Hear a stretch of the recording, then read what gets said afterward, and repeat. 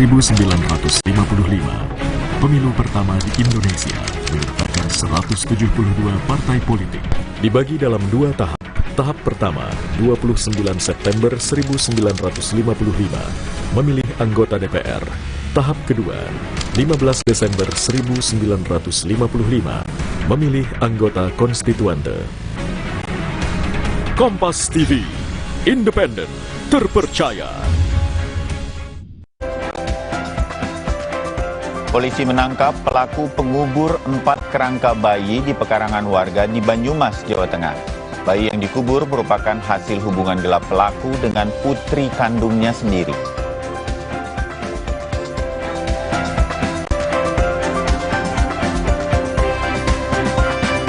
KPK menetapkan Gubernur nonaktif Papua Lukas NMB sebagai tersangka tindak pidana pencucian uang. Dengan hasil pencucian uang mencapai 81,6 miliar rupiah.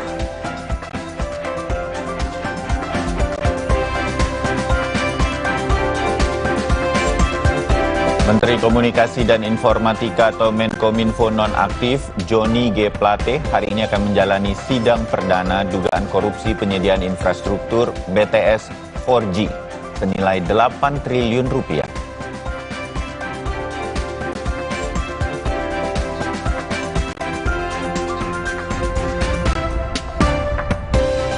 Durasi jabatan Ketua Umum Partai Politik digugat di Mahkamah Konstitusi. Penggugat menginginkan agar jabatan Ketua Umum Parpol maksimal hanya 2 periode. Bagaimana kemudian Parpol menanggapi hal ini? Sapa Indonesia akan membahasnya dalam dialog nanti.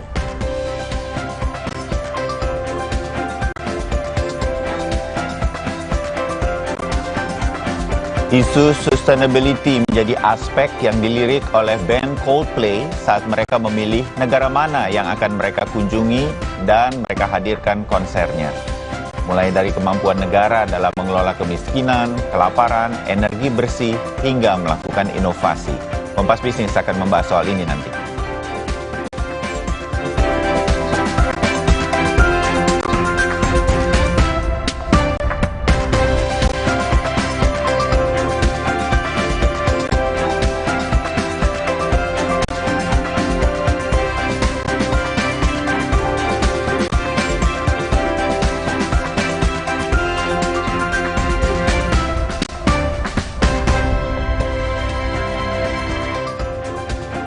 Halo saudara, selamat pagi. Selamat datang di Sapa Indonesia Pagi. Hari ini hari Selasa 27 Juni 2023. Kami masih bersama Anda. Kami berdua menyapa Anda, saya Valentina Sitorus. Dan saya Bayu Sutiono.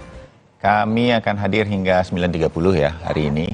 Dan yang menjadi menu utama, ini ada 2 orang di Nias dan di Yogyakarta melakukan gugatan ke Mahkamah Konstitusi dan berharap agar aturan atau undang-undang berkaitan dengan masa kepemimpinan seorang ketua umum partai politik itu nggak bisa lama-lama, tapi hanya 2 masa periode 2 kali 5 tahun. Ya, ada judicial review yang diajukan, istilahnya penambahan pasal di dalam undang-undang parpol itu. Nah, apakah kemudian Mahkamah Konstitusi nanti akan membahasnya, itu lain soal. Tetapi mungkin kita akan meminta tanggapan para narasumber nanti, karena kami jadikan tema dialog soal ini. Apa tanggapannya bahwa ada orang, ini kan kita langsung melihatnya ada publik yang merasa masa kepemimpinan parpol itu ketua umumnya terlalu panjang dan bahkan bisa dikatakan ada yang seumur hidup gitu kan, bisa saja, dan kemudian nanti diteruskan oleh keluarganya. Orang atau ada dinasti politik di internal partai. Begitu. Tetapi di sisi lain, partai politik memang punya peraturan tersendiri, ADART-nya. Karena partai politik memang membiayai diri sendiri, sebutlah ini sebuah perusahaan begitu, yang memang tidak semuanya kemudian harus diatur oleh negara. Nah, 2 sisi ini, keprihatinan bahwa kalau kepemimpinan partai politik ketua umumnya begitu bisa lama atau panjang masa jabatannya, kenapa? Dan kalau berganti-ganti, apa untungnya juga? Nah, hal-hal semacam ini yang nanti akan kita coba bahas. Lebih dari sekedar bahwa apakah Mahkamah Konstitusi nanti akan membahasnya, apa yang menjadi gugatan dari publik ini. Ya, itu kira-kira nanti. Ya betul, atau justru ini bisa menjadi kritik atau saran apakah dari seluruh parpol ini kaderisasinya kurang baik begitu sehingga ada pemikiran untuk mengajukan hal ini untuk dilakukannya judicial review. Nah sebenarnya para partai ini untuk kemudian melahirkan sosok pemimpin-pemimpin baru ini seperti apa yang sudah dilakukan begitu ya? Karena kan memang ada setiap partai itu koreksi nanti jika saya salah waktu Bayu dialog gitu ya. Ada kaderisasi atau ada sekolah bagi para kader muda begitu ya untuk kelak bisa menjadi lebih baik. Nah, bagaimana ini outputnya dari kelas-kelas seperti ini gitu, supaya nanti memang masyarakat memang melihat oh ternyata memang masih proses kaderisasi sehingga diharapkan bisa matang ke depannya gitu para calon-calon ini. Betul. Ya nanti kita akan bahas di dialog Sapa Indonesia Pagi, tapi sebelumnya saudara kami akan hadirkan sejumlah informasi untuk Anda. Di mana nih informasi pertama ada peristiwa kebakaran yang melanda 3 gudang di kawasan Pergudangan Rawabuaya Cengkareng Jakarta Barat pada Senin malam.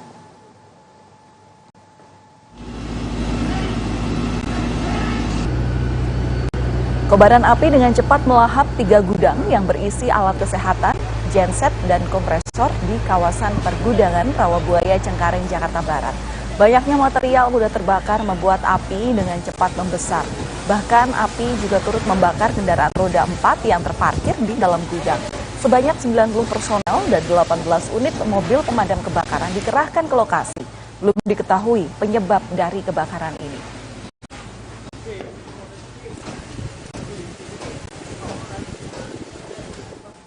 Sebuah restoran di kawasan pariwisata Ubud, Gianyar, Bali terbakar.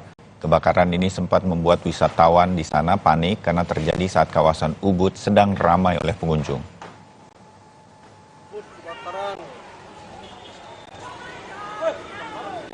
Kobaran api menghanguskan sebuah restoran yang ada di Jalan Raya Monkey Forest di Ubud, Gianyar, Bali, Senin malam. Api pertama kali muncul atau terlihat dari lantai 2 sebuah bangunan restoran. 4 unit mobil pemadam kebakaran dikerahkan ke lokasi untuk memadamkan api. Kebakaran ini sempat membuat wisatawan yang ada di Ubud panik, mereka berhamburan ke jalan raya. Penyebab kebakaran masih diselidiki.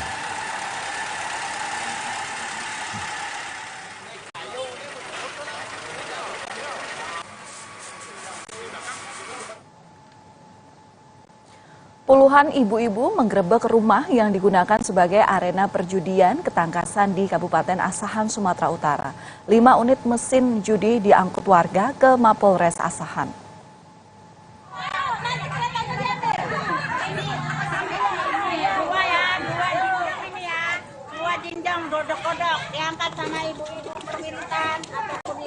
Puluhan ibu-ibu ini nekat mendatangi lokasi perjudian mesin ketangkasan di Desa Seisilau Timur, Kabupaten Asahan. Satu persatu mesin ketangkasan yang digunakan untuk berjudi ini diangkut keluar. Aksi ini dilakukan karena mereka resah karena suami dan anak mereka kerap berjudi. Dengan menggunakan truk, 5 unit mesin judi kemudian dibawa ke Mapolres Asahan agar ditindaklanjuti. Ibu-ibu di sini berharap seluruh perjudian dihapuskan dari desa tempat tinggal mereka.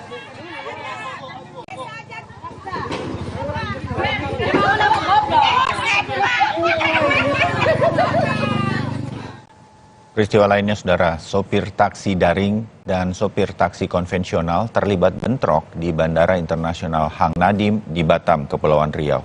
Sejumlah sopir terluka dan beberapa mobil dilaporkan rusak akibat bentrok ini. Suasana Bandara Hang Nadiem mencekam. Keributan diserang oleh taksi online. Sama ini, sudah main lempar batu ini. Tolong aparat.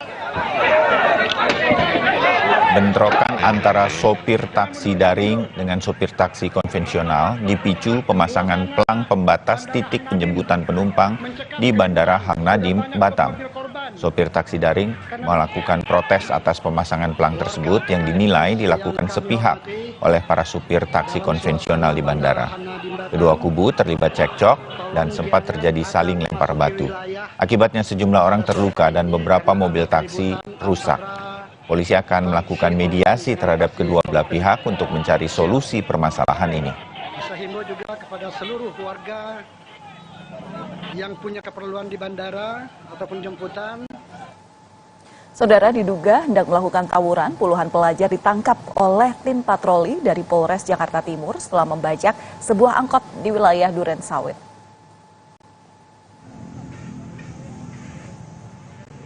Puluhan pelajar ini ditangkap petugas patroli dari Polres Jakarta Timur setelah membajak sebuah mobil angkutan kota di Jalan Raden Inten, Durensawit, Jakarta Timur. Setelah dikumpulkan, seluruh pelajar yang tertangkap kemudian didata dan diperiksa oleh petugas. Diduga puluhan pelajar ini hendak tawuran dengan pelajar dari sekolah lainnya. Setelah didata dan diperiksa, seluruh pelajar ini kemudian dibawa ke Mapolsek Durensawit untuk proses pemanggilan orang tua dan pihak sekolah.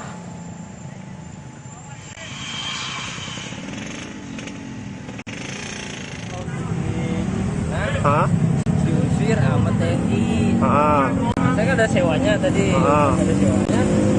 Yang lain pada kabur kan, ketakutan. Pada naik semua ke atas. Saya kan bingung.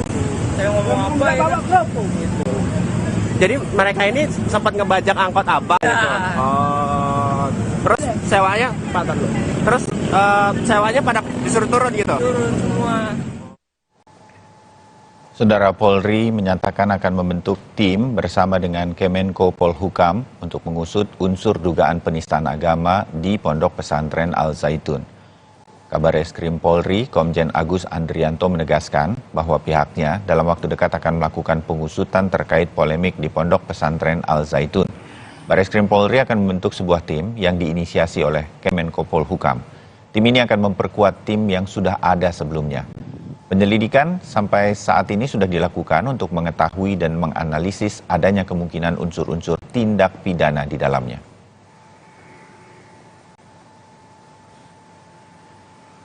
Kemarin kita sudah terima satu laporan dari masyarakat terkait adanya dugaan tindak pidana penistaan agama yang dilakukan oleh pengasuh Pondok Pesantren Al Zaitun. Dan ini akan kita lakukan langkah-langkah penyelidikan. Nah, mudah-mudahan apa yang selama ini menjadi polemik di masyarakat terkait dengan ajaran yang ada di pondok tersebut, nanti mudah-mudahan bisa membuktikan ada atau tidaknya dugaan tindak pidana penistaan agama yang ada di sana.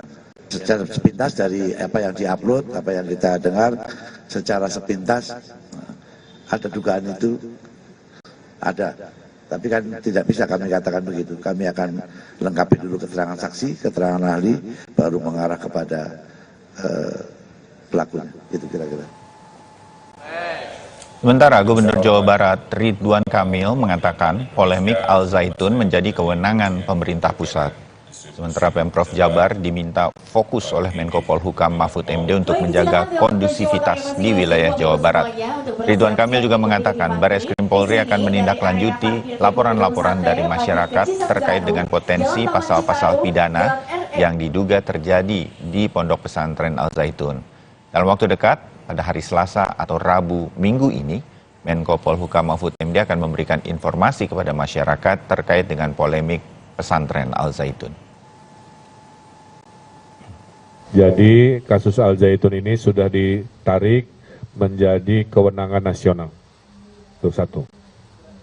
Nah, sesuai kewenangannya, Pemprov Jawa Barat ditugaskan fokus pada yang namanya menjaga stabilitas, kondusivitas sosial, ya.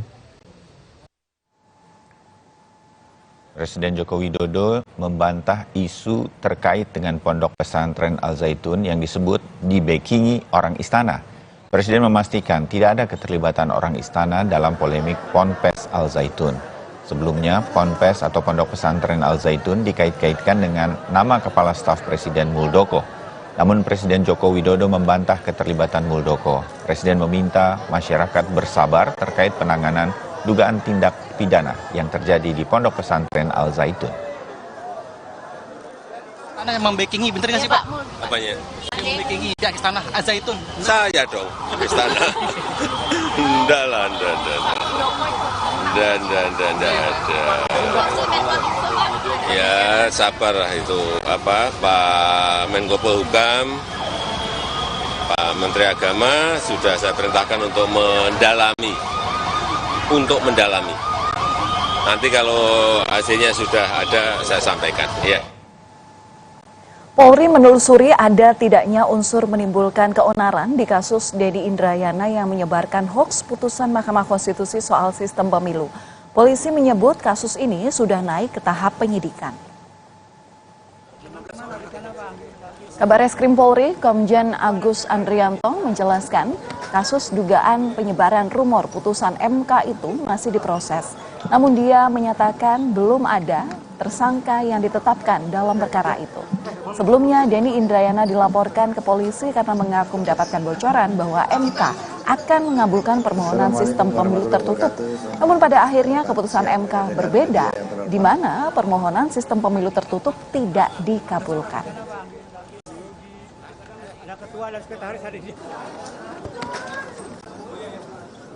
Sudah ditangani oleh Pak Dir Cyber, sudah tahap penyidikan, masih berproses ya, masih berproses. Dan kemarin kan sempat terjadi beberapa lokasi unjuk rasa, apakah itu masuk dalam lingkup menimbulkan keonaran atau tidak, nanti keterangan ahli yang menentukan. Itu, jadi masih berproses. Yeah. Ya, semakin cepat semakin bagus lah saya rasanya, karena sudah menimbulkan keresahan di masyarakat. Saya minta kepada Pak Dirtipidum dan Dir Cyber untuk menangani kasus ini secara cepat sehingga bisa menjawab dan menjawab tuntutan masyarakat agar kasus ini segera diselesaikan. Saudara, kami masih akan kembali untuk Anda setelah jeda. Dan setelah jeda, ada informasi salah satunya mengenai KPK yang telah menetapkan Gubernur Papua nonaktif Lukas NMB sebagai tersangka untuk tindak pidana pencucian uang. Hasil pencucian uang mencapai 81,6 miliar rupiah. Lengkapnya sesaat lagi.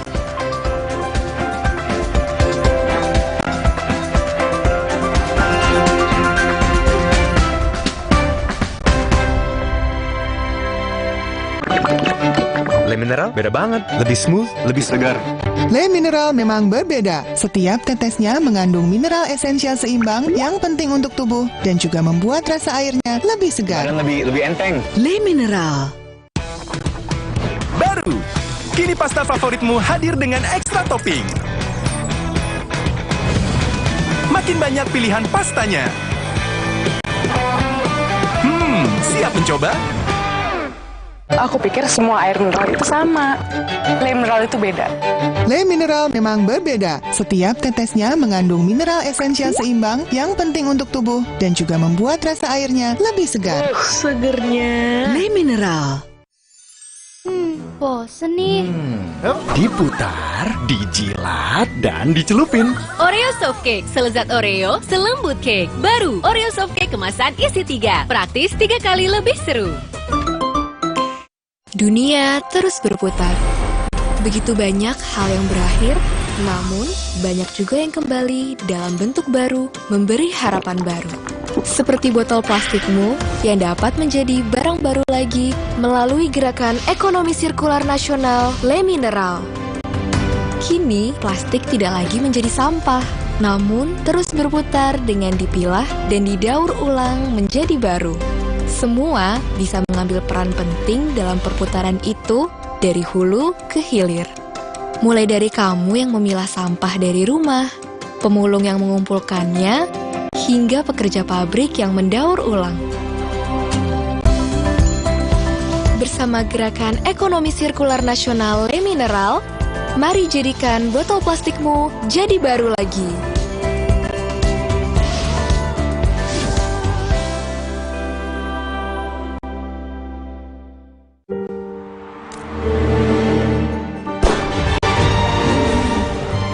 Di mana ada kekuatan, di sana ada kebaikan. Dukung mereka dengan kebaikan susu dan gandum dari Biskuat. Kekuatan yang baik dari dalam. Le Mineral beda banget, lebih smooth, lebih segar. Le Mineral memang berbeda. Setiap tetesnya mengandung mineral esensial seimbang yang penting untuk tubuh dan juga membuat rasa airnya lebih segar. Dan lebih enteng. Le Mineral. Orang Jepang suka minum ukon.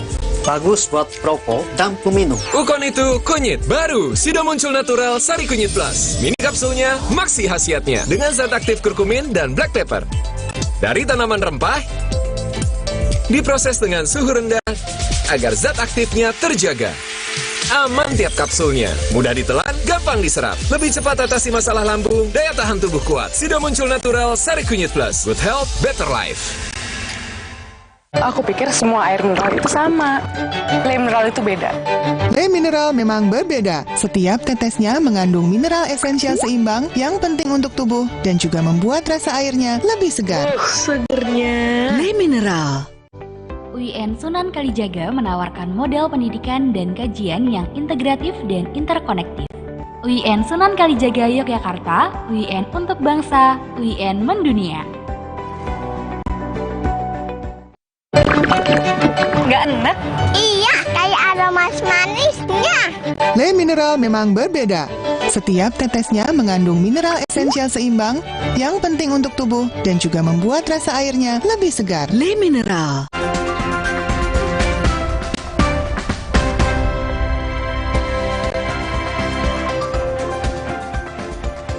Saudara, KPK menetapkan Gubernur Papua Nonaktif Lukas NMB sebagai tersangka tindak pidana pencucian uang dengan hasil pencucian uang mencapai 81,6 miliar rupiah.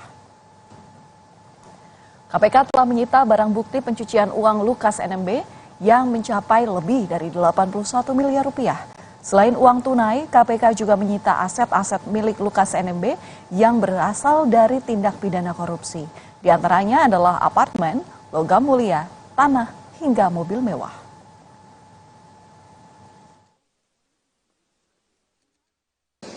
Uang tunai, yang pertama uang tunai senilai 81 miliar 628.693.000 rupiah.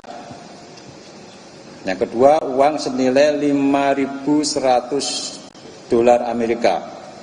Yang ketiga, uang senilai 26.300 dolar Singapura. Yang keempat, 1 unit apartemen di Jakarta senilai 2 miliar. Yang kelima, sebidang tanah dengan luas 1.525 meter persegi, beserta bangunan di atasnya terdiri dari Hotel Grand Royal Angkasa, bangunan dapur, dan bangunan lain yang terletak di Jayapura senilai 40 miliar. Yang keenam, 1 bidang tanah berikut bangunan rumah tinggal di Jakarta senilai 5.380 juta. Salah satu yang menarik dari rilis oleh Komisi Pemberantasan Korupsi dugaan tindak pidana pencucian uang yang dilakukan oleh Gubernur Papua Nonaktif Lukas NMB, Wakil Ketua KPK Alex Marwata menyebut ada alokasi dana operasional tahunan Gubernur sebanyak 1 triliun rupiah dan sepertiganya hanya untuk biaya makan dan minum. Di sini KPK menyebut biaya makan dan minum ini sangatlah janggal. Menurut Alex, ketika KPK menelisik lebih lanjut, ditemukan bahwa ribuan kwitansi pembelian makan dan minum yang diduga fiktif. Nasional kepala daerah itu dihitung berdasarkan persentase tertentu dari APBD. Nah, ini dana operasi yang bersangkutan itu rata-rata setiap tahun itu 1 triliunan, dan sebagian besar setelah kita telisik, kita lihat itu dibelanjakan antara lain untuk biaya makan minum, ya, belanja makan minum. Bayangkan kalau 1 triliun itu sepertiga digunakan belanja makan minum, itu 1 hari berarti 1 miliar untuk belanja makan minum, ya. Dan kami sudah juga cek di beberapa lokasi, ya, tempat kwitansi itu diterbitkan. Ternyata itu juga banyak yang fiktif.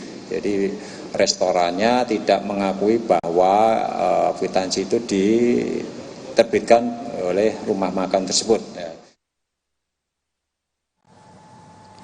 Lukas NMB diduga melakukan tindakan pencucian uang sebesar 81 miliar rupiah lebih.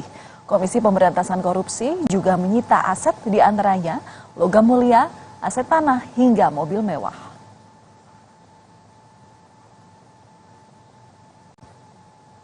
Gubernur Papua Nonaktif Lukas NMB juga tengah menjalani sidang terkait dugaan kasus suap dengan total 45,8 miliar rupiah dan dugaan kasus gratifikasi yang mencapai 1 miliar rupiah.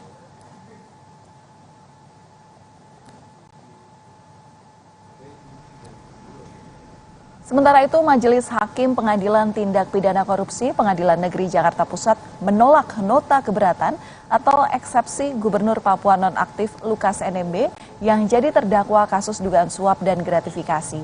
Dalam pertimbangannya, Hakim sependapat dengan jawaban Jaksa KPK yang menilai bahwa eksepsi Lukas NMB telah memasuki pokok perkara yang harus dibuktikan di persidangan. Dalam perkara ini, Gubernur Nonaktif Papua itu didakwa telah menerima suap dengan total 45,8 miliar rupiah dan gratifikasi senilai 1 miliar rupiah. Baiknya dicoba mengadili. 1. Menyatakan nota keberatan terdakwa Lukas NMB dan tim penasihat hukum terdakwa tidak dapat diterima. 2. Menyatakan Pengadilan Tindak Pidana Korupsi pada Pengadilan Negeri Jakarta Pusat berwenang memeriksa dan mengadili perkara ini. 3. Menyatakan surat dakwaan penuntut umum nomor 44-tut-04-24-24-05-2023 tanggal 31 Mei 2023 telah cermat, jelas dan lengkap sesuai ketentuan pasal 143 ayat 2 huruf A dan B Undang-Undang Nomor 8 Tahun 1981 tentang Kitab Undang-Undang Hukum Acara Pidana. Memerintahkan penuntut umum untuk melanjutkan pemeriksaan perkara tindak pidana korupsi nomor 53 Pitsus TPK 2023 PN Jakarta Pusat atas nama terdakwa Lukas NMB berdasarkan surat dakwaan penuntut umum tersebut, menangguhkan biaya perkara sampai dengan putusan akhir.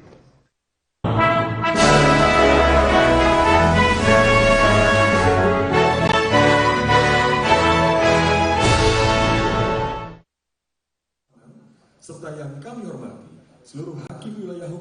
Seiring dengan perkembangan perekonomian Indonesia yang kian membaik, perlu persiapan akan adanya potensi sengketa hukum di tengah masyarakat hingga perbankan. Sesuai dengan peraturan perundang-undangan P2SK yang mengatur tentang penguatan sektor keuangan, Mahkamah Agung turut berperan aktif dalam penanganan perkara administrasi, perkara pengembangan, dan penguatan sektor keuangan, di mana dalam penyelesaian hukum harus sesuai dengan perkara yang ditimbulkan di dalam lembaga keuangan, seperti perbankan hingga jasa asuransi. Dalam hal ini, permasalahan yang disoroti yakni penanganan hukum tentang bank konvensional dan bank syariah, di mana penanganan hukum yang diberikan akan sesuai dengan kamar hukum di dalam Mahkamah Agung. Mengantisipasi dan menyambut kehadiran Undang-Undang Nomor 4 Tahun 2023 tentang P2SK, ada hal-hal pengaturan baru di dalamnya, khususnya mengenai pasal 20 dan pasal 50, yaitu yang pertama mengenai ketika LPS menolak adanya pembayaran uang penjaminan. Sekarang di dalam ketentuan yang baru di pasal 20 itu kan disebut sebagai suatu keputusan. Nah, ini tentu kami dari Mahkamah Agung harus menyikapi atau menyamakan persepsi antara LPS juga antara kami sebagai hakim di Mahkamah Agung yang ada beberapa jajaran yang terlibat di dalamnya nanti, apakah keberatan terhadap keputusan LPS ini diajukan ke pengadilan mana?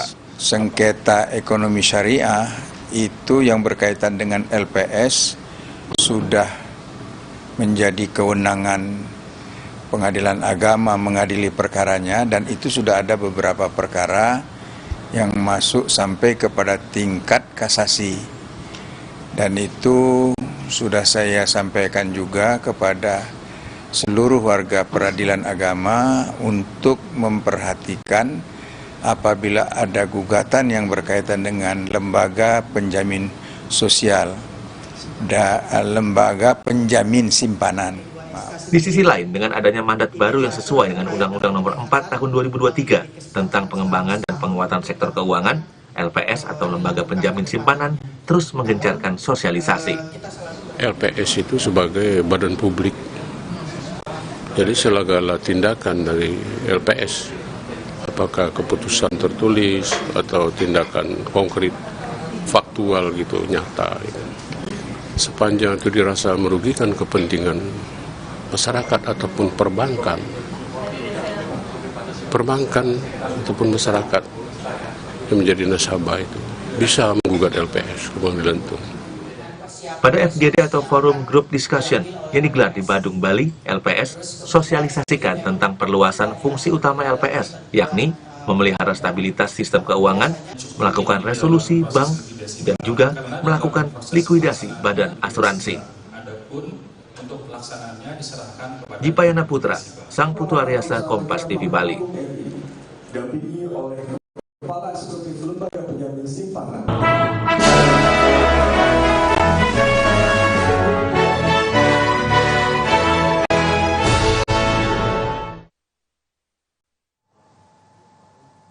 Saudara, jabatan Ketua Umum Partai Politik digugat di Mahkamah Konstitusi. Penggugat menginginkan agar jabatan Ketua Umum Partai Politik maksimal hanya 2 periode.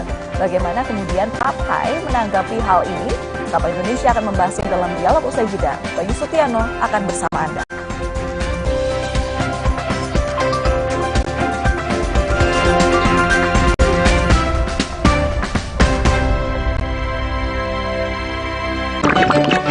Le Mineral beda banget, lebih smooth, lebih segar. Le Mineral memang berbeda. Setiap tetesnya mengandung mineral esensial seimbang yang penting untuk tubuh dan juga membuat rasa airnya lebih segar. Dan lebih enteng. Le Mineral. Ibu, KB yang terganggu ASI tuh KB apa ya? Ngapain pakai? Ribet kali. Menyusui itu KB alami. Kata siapa? Iki bukti nih. Ibu kebobolan terus. Betul, ibu tetap bisa kebobolan walau masih menyusui. Pakai KB IUD. Bisa langsung dipasang setelah melahirkan. KB IUD tidak mengganggu ASI. Praktis, jadi ibu bisa fokus pada tumbuh kembang buah hati. Ayo pasang IUD Anda. Aku pikir semua air mineral itu sama. Le Mineral itu beda. Le Mineral memang berbeda. Setiap tetesnya mengandung mineral esensial seimbang yang penting untuk tubuh dan juga membuat rasa airnya lebih segar. Segernya. Le Mineral. Baru, kini pasta favoritmu hadir dengan ekstra topping. Makin banyak pilihan pastanya. Siap mencoba? Luka, memar di kulit. Sakit. Pagal ini nyeri sendi, butuh dipijit. Sakit. Gak usah ngeluh kalau sakit. Pakai Herba Wahid. Herba Wahid, minyak herbal berkhasiat. Herba Wahid, minyak gosok, urut dan pijit. Wahid. Alergi, jontor nih. Aku biduran, obatnya yang depannya Indal CTN. Bisa dibeli tanpa resep dokter. Indal CTN, komposisi anti alerginya Redakan alergi. Indal CTN. Aku pikir semua air mineral itu sama. Le Mineral itu beda. Le Mineral memang berbeda. Setiap tetesnya mengandung mineral esensial seimbang yang penting untuk tubuh dan juga membuat rasa airnya lebih segar. Segernya. Le Mineral. Orang Jepang suka minum Ukon. Bagus buat perokok dan peminum. Ukon itu kunyit baru. Sudah muncul natural Sari Kunyit Plus. Mini kapsulnya maksi khasiatnya dengan zat aktif kurkumin dan black pepper. Dari tanaman rempah, diproses dengan suhu rendah agar zat aktifnya terjaga. Aman tiap kapsulnya, mudah ditelan, gampang diserap. Lebih cepat atasi masalah lambung, daya tahan tubuh kuat. Sudah muncul natural Sari Kunyit Plus. Good health, better life. Le Mineral beda banget, lebih smooth, lebih segar. Le Mineral memang berbeda. Setiap tetesnya mengandung mineral esensial seimbang yang penting untuk tubuh dan juga membuat rasa airnya lebih segar. Dan lebih enteng. Le Mineral. Omehar, minyak ikan pilihan dari laut dalam. Omehar, suplemen omega 3 esensial. Dalam mini kapsul, lebih mudah ditelan. Diproses dengan teknologi modern di Amerika. Bantu pelihara kesehatan tubuh kini dan nanti. Pak, ada kurma? Yakin cari kurma, Bu? Kan bukan Ramadan. Sari kurma Arab, yakin ada di Sari Kurma TJ. Baik diminum kapan aja. Dipanen di Arab, dikemas di Indonesia. Sari Kurma TJ, enak halal, yakin. Nggak enak? Iya, kayak ada manisnya. Le Mineral memang berbeda. Setiap tetesnya mengandung mineral esensial seimbang yang penting untuk tubuh dan juga membuat rasa airnya lebih segar. Le Mineral.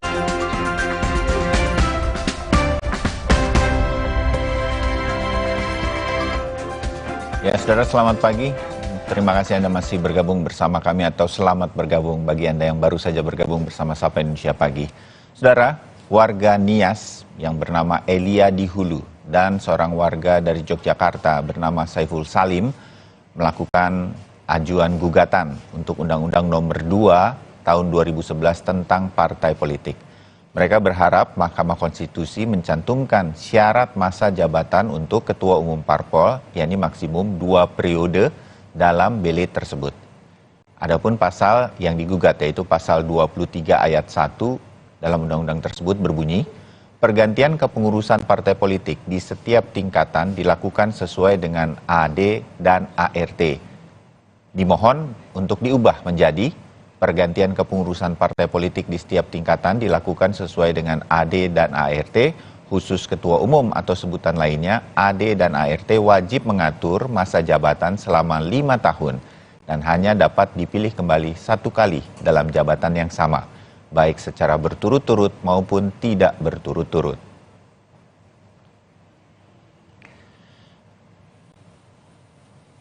Nah, saudara, Undang-Undang Partai Politik yang mengatur tentang jabatan Ketua Umum yang sebelumnya diatur AD dan ART masing-masing partai politik digugat ke Mahkamah Konstitusi.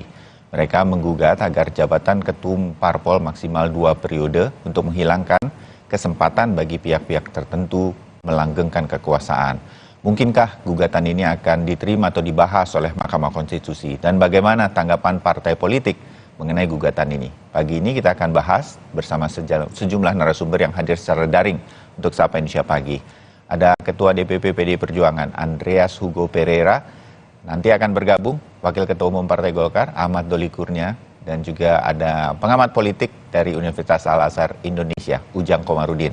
Kang Ujang, Bang Andreas, selamat pagi, salam sehat. Selamat pagi Mas Bayu, selamat pagi Kang Ujang. Bang Andreas, selamat pagi, Assalamualaikum. Waalaikumsalam warahmatullahi wabarakatuh. Nanti Bang Doli Kurnia bergabung, akan segera masuk, sedang kita hubungi. Saya ke Bang Andreas dulu. Sempat dengar mengenai ini Bang Andreas, dan apa tanggapan Bang Andreas? Pribadi maupun PDI Perjuangan, silakan. Ya, saya baru dengar kemarin memang ada gugatan ini. Ya, tentu ya kita menghargailah tiap warga negara punya hak untuk melakukan gugatan judicial review ke MK tentunya. Ya. Cuma ya MK itu mempunyai tugas untuk melakukan review atau judicial review terhadap undang-undang, terhadap undang-undang dasar tentunya. Apabila suatu undang-undang itu bertentangan dengan undang-undang dasar yang kemudian karena ada pertentangan itu merugikan hak seseorang gitu. Ya.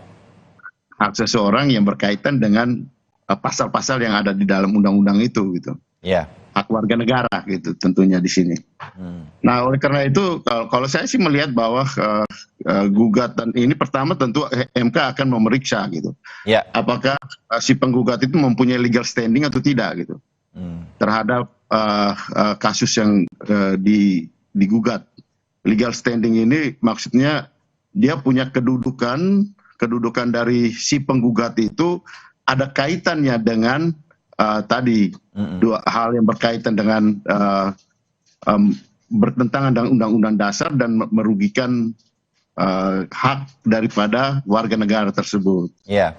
Yang berikut tentu ya akan diuji apakah ini memang ada pertentangan dengan undang-undang dasar atau tidak, atau hal ini harus diatur di dalam undang-undang yang sesuai dengan undang-undang dasar atau tidak gitu. Yeah. Nah, oleh karena itu kalau saya melihat sih sebenarnya, nah ini adalah apa yang biasa sering disebut dengan open legal policy. Ini wilayah dari partai politik gitu, yang diputuskan di dalam diputuskan di dalam pembahasan undang-undang, sehingga memang merupakan hal yang diatur di dalam undang-undang. Atau bahkan di dalam undang-undang sendiri pun seperti apa yang sudah terjadi, itu adalah wilayah partai politik, diatur di partai politik masing-masing, sehingga diatur di ADART partai gitu. Kalau Anda tidak setuju dengan ADART itu, bicaralah di dalam rapat partai, dalam hal ini misalnya di Munas atau di Kongres, untuk kemudian mengganti ADART tersebut gitu. Jadi itu hal yang berkaitan dengan wilayah kedaulatan partai tentunya di situ. Iya, baik.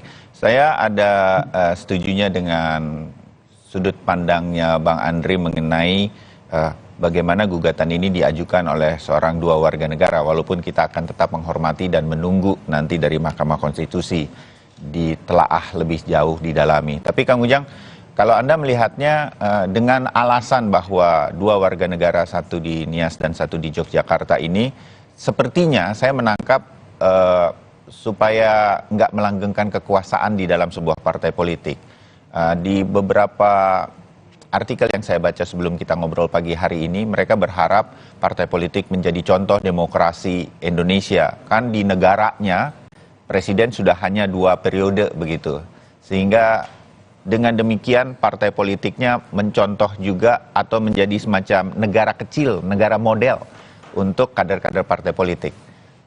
Kita bisa menangkap ini dari apa yang dilihat, atau Kang Ujang juga punya penilaian berkaitan dengan gugatan dari dua warga negara ini ke MK? Kang Ujang? Ya, yang pertama saya lihat dari sudut pandang tadi ya, demokrasi. Kalau kita memang mau demokrasi ya, sejatinya ya ditata ya, dikelola dengan baik. Artinya memang tadi aturan yang saat ini bahwa jabatan ketua umum partai itu diatur dalam ADART partai, ya yang katakanlah ya tanda petik ya bisa selamanya, bisa seumur hidup. Itu juga menjadi persoalan tersendiri bagi warga masyarakat tertentu. Makanya mereka melakukan gugatan itu. Ya dalam konteks teori itu kan ada Robert Mitchell ya, katakan ya setiap organisasi ya, semua organisasi apalagi partai politik pasti dikuasai oleh oligarki. Tapi saya mengatakan bukan berarti oligarki itu jelek dan lain sebagainya, tidak.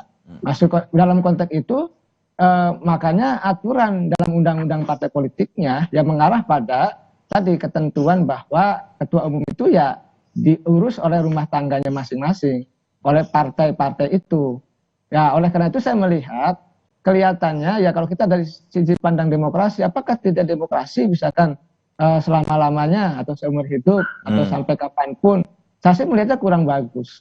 Jabatan yang dikuasai, dikendalikan, dipegang oleh kelompok tertentu, oleh seseorang tertentu yang terlalu lama, itu juga menjadi persoalan tersendiri. Tadi ya kalau dikuasai oligarki, kelompok tertentu, ini juga menjadi ya namanya kekuasaan terlalu lama nggak bagus lah, nggak pas, nggak cocok. Nah makanya dalam konteks bernegara pun ada pembatasan kekuasaan, termasuk presiden gitu.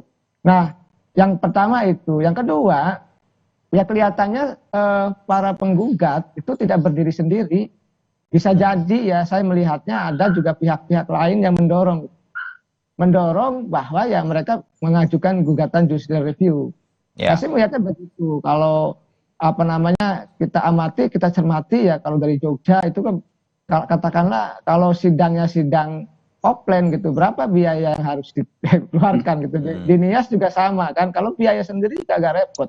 Saya melihat kemungkinan ada pihak-pihak yang memang mendorong ya yang penggugat untuk melakukan judicial review ya untuk kepentingan, bukan hanya untuk kepentingan tadi warga negara ya, kedua warga negara yang menggugat, tetapi ya kepentingan-kepentingan kelompok tertentu juga yang bisa jadi selama ini banyak dikecewakan oleh, mohon maaf ya, ketua umum partai. Nah yang ketiga saya melihat ya enggak semuanya memang yang jabatan terlalu lama itu enggak bagus. Misalkan PDIP emang lama Bu Mega, tapi bagus. Saya lihat partai yang paling rapi hari ini PDIP. Partai yang disiplin PDIP, itu juga bagus. Tapi memang dalam konteks jabatan yang terlalu lama itu ya dikendalikan, dipegang tadi satu orang itu ya cenderung bisa disalahgunakan. Ini yang sebenarnya teori umum yang berlaku, dan itu mungkin menjadi landasan mereka warga negara ya dari teman Jogja dan Nias itu menggugat undang-undang partai politik. Oke. Ya, saya balik ke Bang Andri. Bang Andri dengan poin-poin 3 tadi dari Kang Ujang, saya agak menggarisbawahi bahwa memudahkan saya dan juga pemirsa ya, Kang Ujang dan juga Bang Andri, siapapun dua warga negara ini ingin melakukan kritik membangun kepada partai politik, terutama di poin keduanya Kang Ujang bahwa ada sesuatu yang terlalu lama, terutama kepemimpinan di posisi manapun di dalam hal ini misalnya partai politik, ada harus kewaspadaan menjaganya karena bisa kemana-mana begitu kan. Kita sering mendengarlah obrolan berkaitan dengan lamanya kekuasaan. Nah, Bang Andre, boleh cerita, Ibu Mega cukup lama memimpin. Di PDI Perjuangan sendiri ada nggak sih suara-suara seperti ini? Kalau boleh sedikit dibuka bahwa sebenarnya juga banyak kader-kader yang mumpuni di PDI Perjuangan bisa memimpin atau menjadi ketua umum, sehingga ini kemudian tertutup juga. Bang Andre. Yang pertama dari penjelasan Kang Ujang tadi yang ingin saya sampaikan bahwa kalau ya si penggugat tersebut menggugat misalnya dengan kepentingan, misalnya ada yang punya kepentingan tersebut kemudian menggunakan si penggugat ini gitu. Ya. Di situ tentu akan berkaitan bermasalah dengan legal standing gitu. Legal standing daripada si penggugat itu gitu. Nah, sehingga saya punya keyakinan Hakim MK akan menolak dari aspek legal standing, akan ditolak gitu. Karena itu akan berkaitan apakah dia memang ya anggota partai itu. Apakah dia punya dia sedang mempersiapkan diri untuk menjadi ketua umum. Sehingga kemudian ada kendala-kendala yang diatur di dalam itu, yang kemudian di dalam ADART, di dalam undang-undang yang membuat dia tidak dimungkinkan untuk mengajukan diri menjadi ketua umum. Nah, ketika itu terjadi pasti tidak, karena di dalam ADART partai itu pasti ada ruang untuk mereka untuk tetap terlibat dan mencalonkan diri menjadi ketua umum dengan mekanisme yang ada di partai. Misalnya di PDI Perjuangan, silakan aja, artinya orang bisa mengajukan diri menjadi ketua umum sesuai dengan mekanisme di ADART PDI Perjuangan gitu. Tetapi ya faktanya kan di dalam proses yang sampai sekarang ya di Kongres ya para pendukung dari PAC maupun DPC, DPD itu selalu memberikan dukungan pada Ibu Megawati Soekarno Putri sebagai ketua umum, dan itu terjadi dalam beberapa kali pemilihan ini gitu. Jadi dalam beberapa kali kongres, terakhir kongres tahun 2019 gitu. Nah, sehingga memang mekanisme yang ada di dalam ADART itu memang sudah berjalan mengatur. sebetulnya. Kalau ya kami lihat, kalau saya perhatikan di PDI Perjuangan, proses itu sangat demokratis, baik untuk kongres untuk memilih ketua umum maupun di dalam proses yang di tingkat DPC, di tingkat kabupaten, bahkan di tingkat kecamatan, di tingkat desa, ranting, itu sampai naik ke PAC, kecamatan, naik ke kabupaten, provinsi, dan tingkat pusat gitu. Proses dan mekanisme itu ya sudah diatur di ADART, dan proses yang demokratis gitu, terbuka gitu. Nah, sehingga memang kalau mau melakukan mau terlibat di dalam menjadi ketua umum di situ, ya silakan berproses di dalam mekanisme partai itu gitu. Nah, karena itu ruang itu ada gitu, ruang itu terbuka untuk mereka. Tinggal sekarang ya orang mau pilih dia atau tidak gitu. Nah, ini di situ kan berkaitan dengan legal standingnya gitu. Kalau dia bukan anggota partai, pasti akan ditolak karena legal standingnya.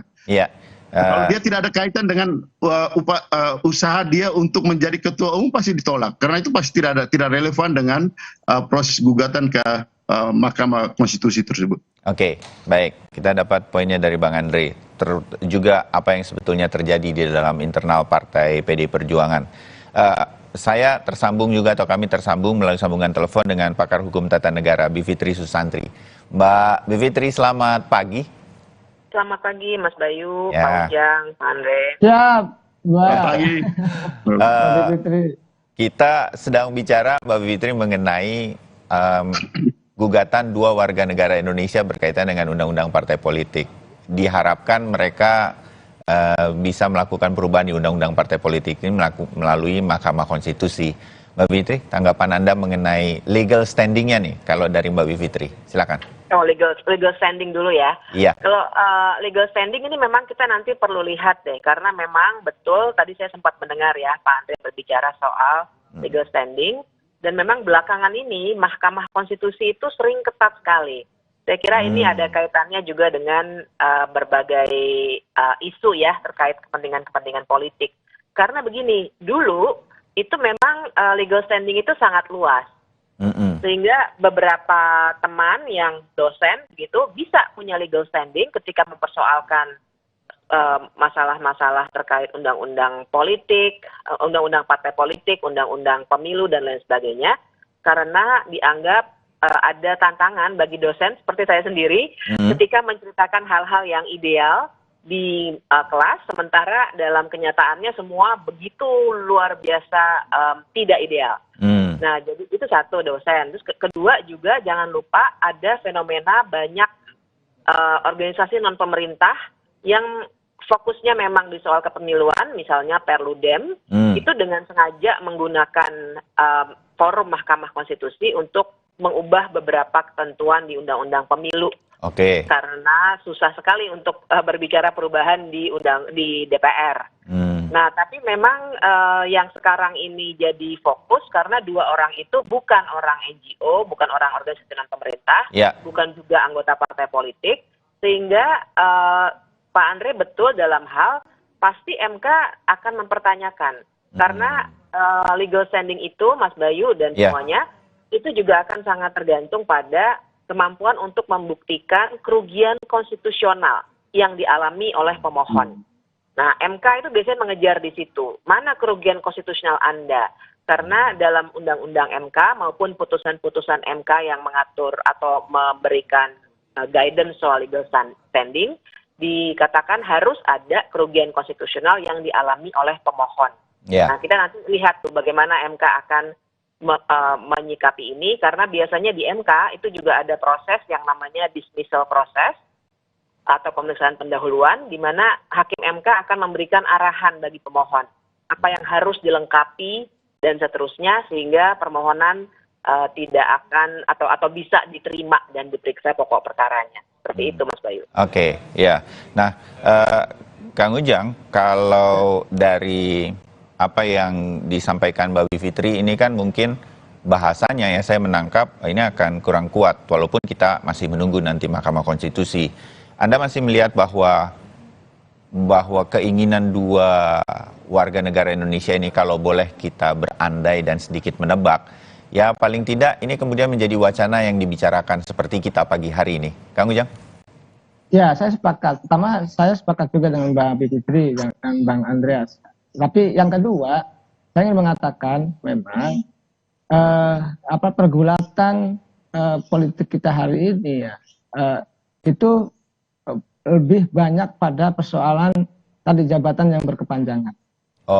Misalkan salah satunya juga, misalkan anggota DPR ada yang 6 periode gitu ya.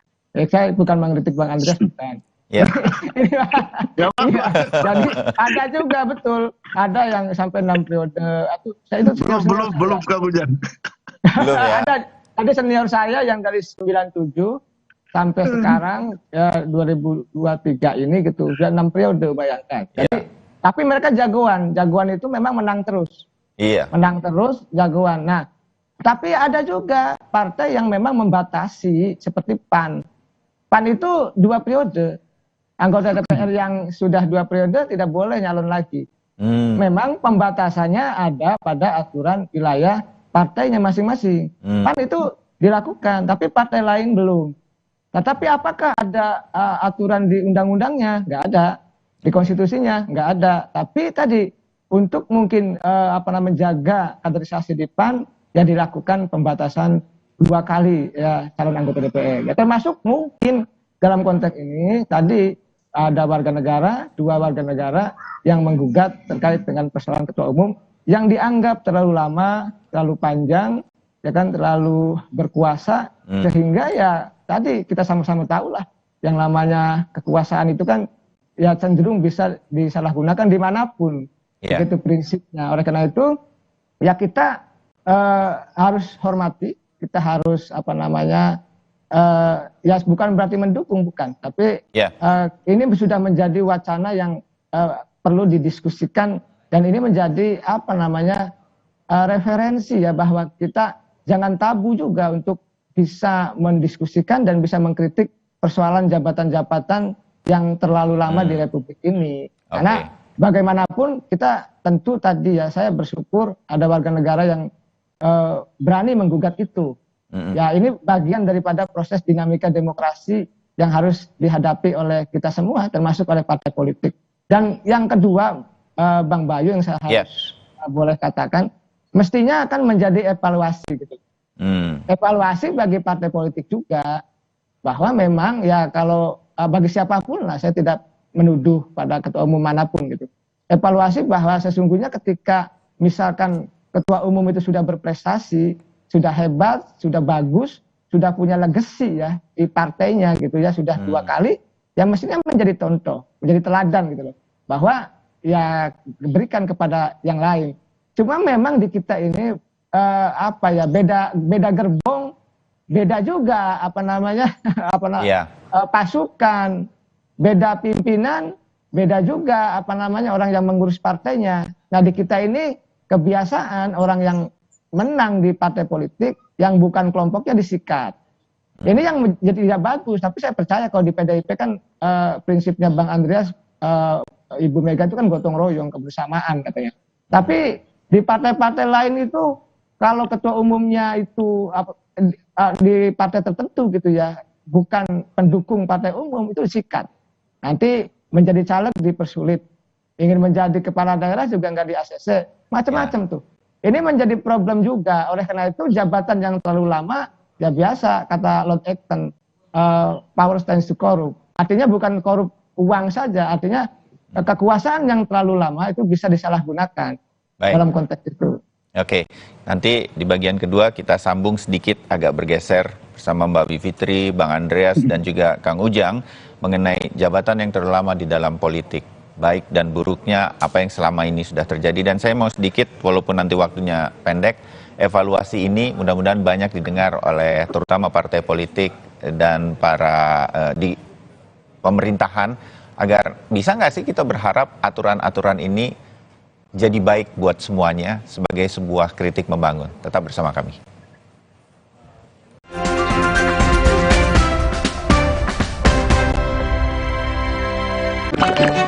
Nggak enak? Iya, kayak ada manis-manisnya. Le Mineral memang berbeda. Setiap tetesnya mengandung mineral esensial seimbang yang penting untuk tubuh dan juga membuat rasa airnya lebih segar. Le Mineral. Fresh Care dipercaya masyarakat Indonesia. Panasnya nyaman. Aromanya fresh. Pilihanku insya Allah halal. Dan hangatnya selalu bikin fresh. Fresh Care. Fresh Care kini hadir dengan Fresh Care Press and Relax. Nyaman dipegang, ada kerokannya. Bisa ngerok, bisa ngeroll sampai belakang. Fresh Care Press and Relax bisa ngerock and roll. Le Mineral beda banget, lebih smooth, lebih segar. Le Mineral memang berbeda. Setiap tetesnya mengandung mineral esensial seimbang yang penting untuk tubuh dan juga membuat rasa airnya lebih segar. Dan lebih enteng. Le Mineral. Kontraksin, obat demam anak andalan ibu dari masa ke masa, yang diproduksi dengan teknologi modern, higienis, dan quality assurance yang baik. Lahir dari keamanan mutu dan tanggung jawab sepenuh hati. Kontraksin, andalan ibu Indonesia. Hasil ujian membuat bangga. Saatnya liburan bersama keluarga. Bikin memori bareng yang tercinta, seru-seruan di desa wisata. Nikmati keragaman kuliner Nusantara, dan jangan lupa beli produk kreatif lokal. Dapatkan pengalaman lebih banyak di Indonesia aja. Oh, wonderful Indonesia. Aku pikir semua air mineral itu sama. Le Mineral itu beda. Le Mineral memang berbeda. Setiap tetesnya mengandung mineral esensial seimbang yang penting untuk tubuh dan juga membuat rasa airnya lebih segar. Segernya. Le Mineral. Gak bisa, sudah darah. Apa sih? Jangan ada batuk di antara kita. Minum Siladex ME untuk batuk berdahak. Aktif encerkan dan keluarkan dahak. Siladex, aktif redakan batuk. Produksi Konimex. Nggak enak? Iya, kayak ada manisnya. Le Mineral memang berbeda. Setiap tetesnya mengandung mineral esensial seimbang yang penting untuk tubuh dan juga membuat rasa airnya lebih segar. Le Mineral. 수고했어요. 비스킷 노무르 사토, 운특 이브 노무르 사토. Aroma kelapa gurihnya asli, meleleh. 맛있어. 로마 클라파, 비스킷 노무르 사토, 운특 이브 노무르 사토. Aku pikir semua air mineral itu sama. Le Mineral itu beda. Le Mineral memang berbeda. Setiap tetesnya mengandung mineral esensial seimbang yang penting untuk tubuh dan juga membuat rasa airnya lebih segar. Segernya. Le Mineral.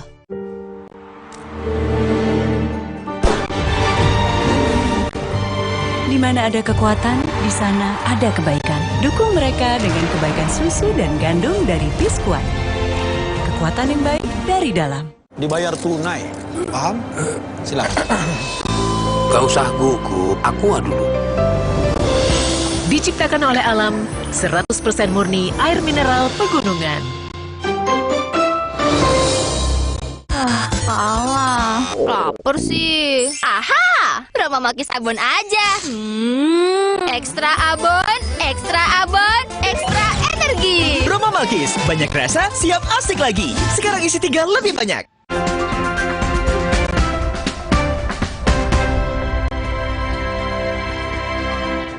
Ya saudara, kita sambung perbincangan atau obrolan kami pagi ini mengenai gugatan jabatan Ketua Umum Parpol hanya 2 periode yang diajukan 2 warga negara Indonesia, 1 di Nias, 1 di Yogyakarta kepada Mahkamah Konstitusi. Masih ada Bang Andreas Hugo Pereira, saya menyebutnya satu-satunya perwakilan partai politik nih dari PD Perjuangan, Kang Ujang Komarudin, pengamat politik, dan juga Mbak Wiwi Susanti, pakar hukum tata negara. Bang Andreas, berkaitan dengan apa yang disampaikan Kang Ujang, kekuasaan yang terlalu lama, saya menganggap begini, jangan-jangan terlalu lama juga bukan berarti negatif begitu. Berganti-berganti seperti tadi ada gerbongnya dan segala macam yang Kang Ujang sampaikan juga belum tentu bagus juga gitu. Bagaimana selama ini PD Perjuangan dengan Ibu Mega selama ini menjadi Ketua Umum Parpol dengan para pengurusnya bisa menjaga agar yang positif-positif yang terjadi, Bang Andreas? Jadi gini, ini sebenarnya ada suatu debat klasik gitu di dalam teori ilmu politik, gimana pandangan tentang kepemimpinan politik. Kelompok misalnya Plato, dia menyampaikan bahwa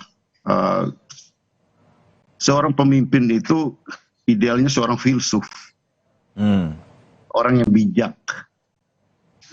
Dengan orang yang bijak itu kita kita yakin bahwa itu akan memberikan kesejahteraan, untuk memberikan kebaikan kepada masyarakatnya. Yang berbeda dengan misalnya pandangan muridnya Aristoteles gitu. Yang melihat bahwa perlunya ada yang kemudian melahirkan demokrasi gitu. Jadi memang ini pandangan-pandangan yang memang pandangan-pandangan yang sudah ya berabad-abad gitu terjadi gitu.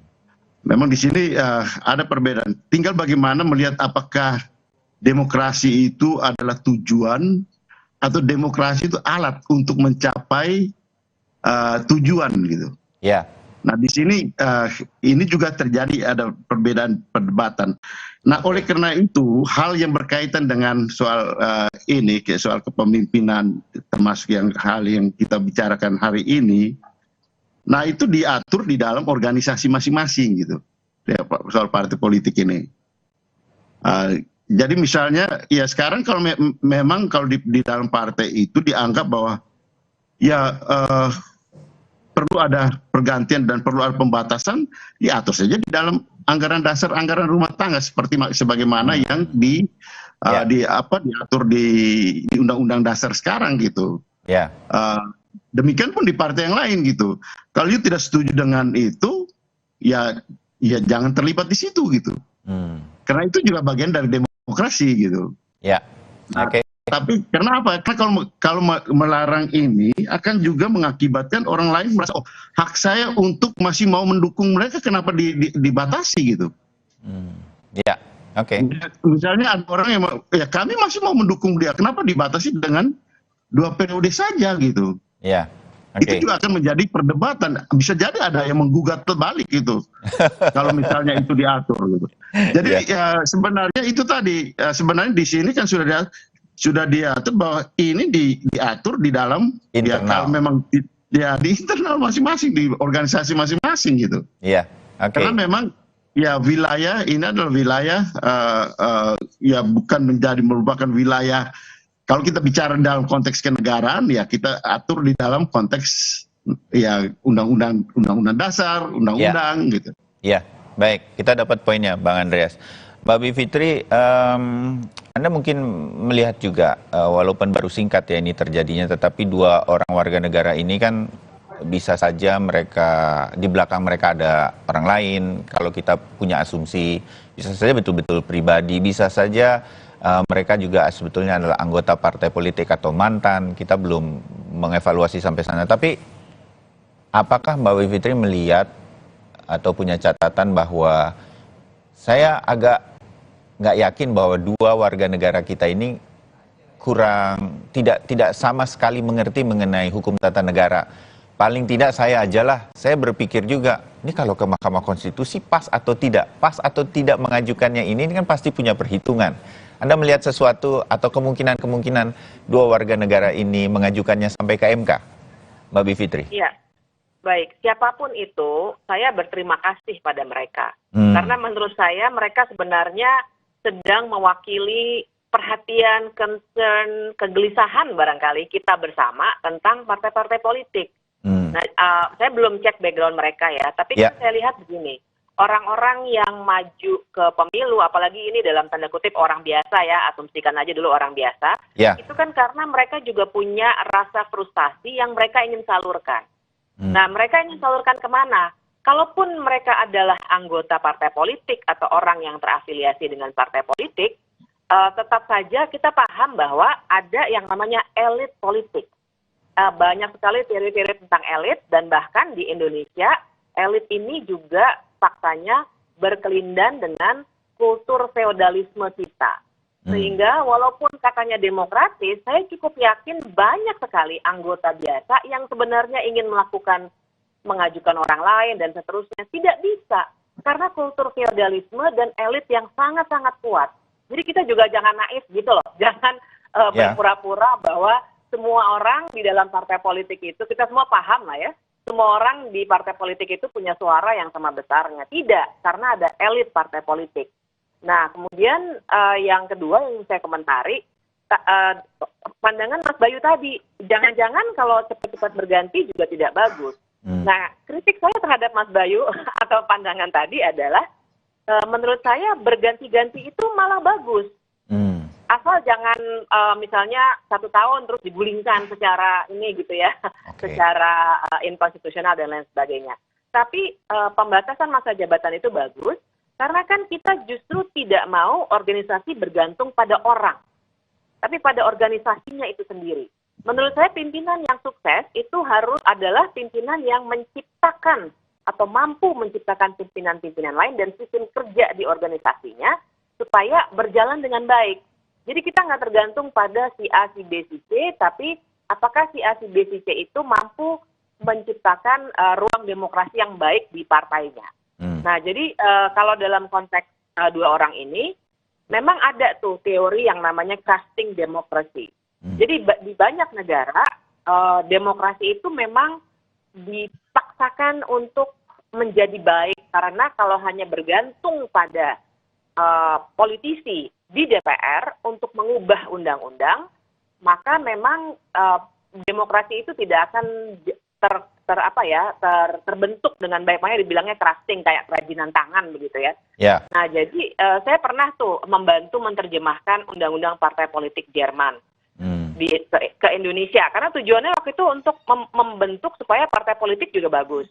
Kalau di beberapa negara seperti di Jerman dengan mode crafting demokrasi itu, mereka bikin ketat.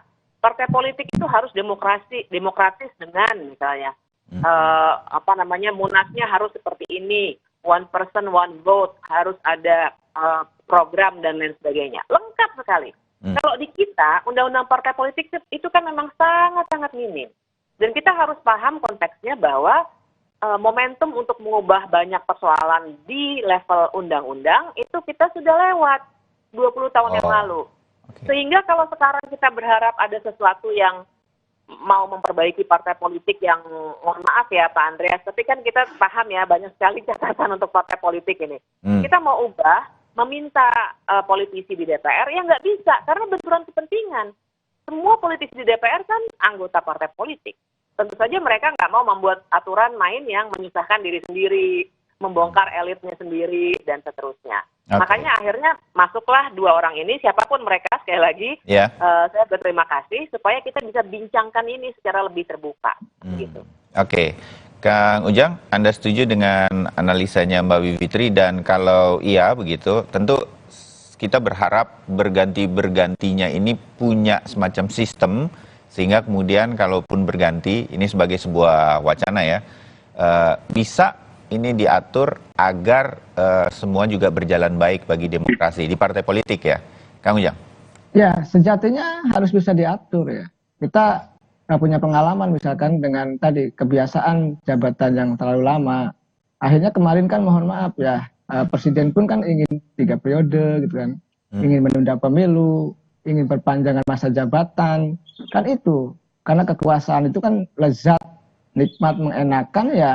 Tadi membuat orang terlena sehingga ya pengennya panjang masa jabatan itu.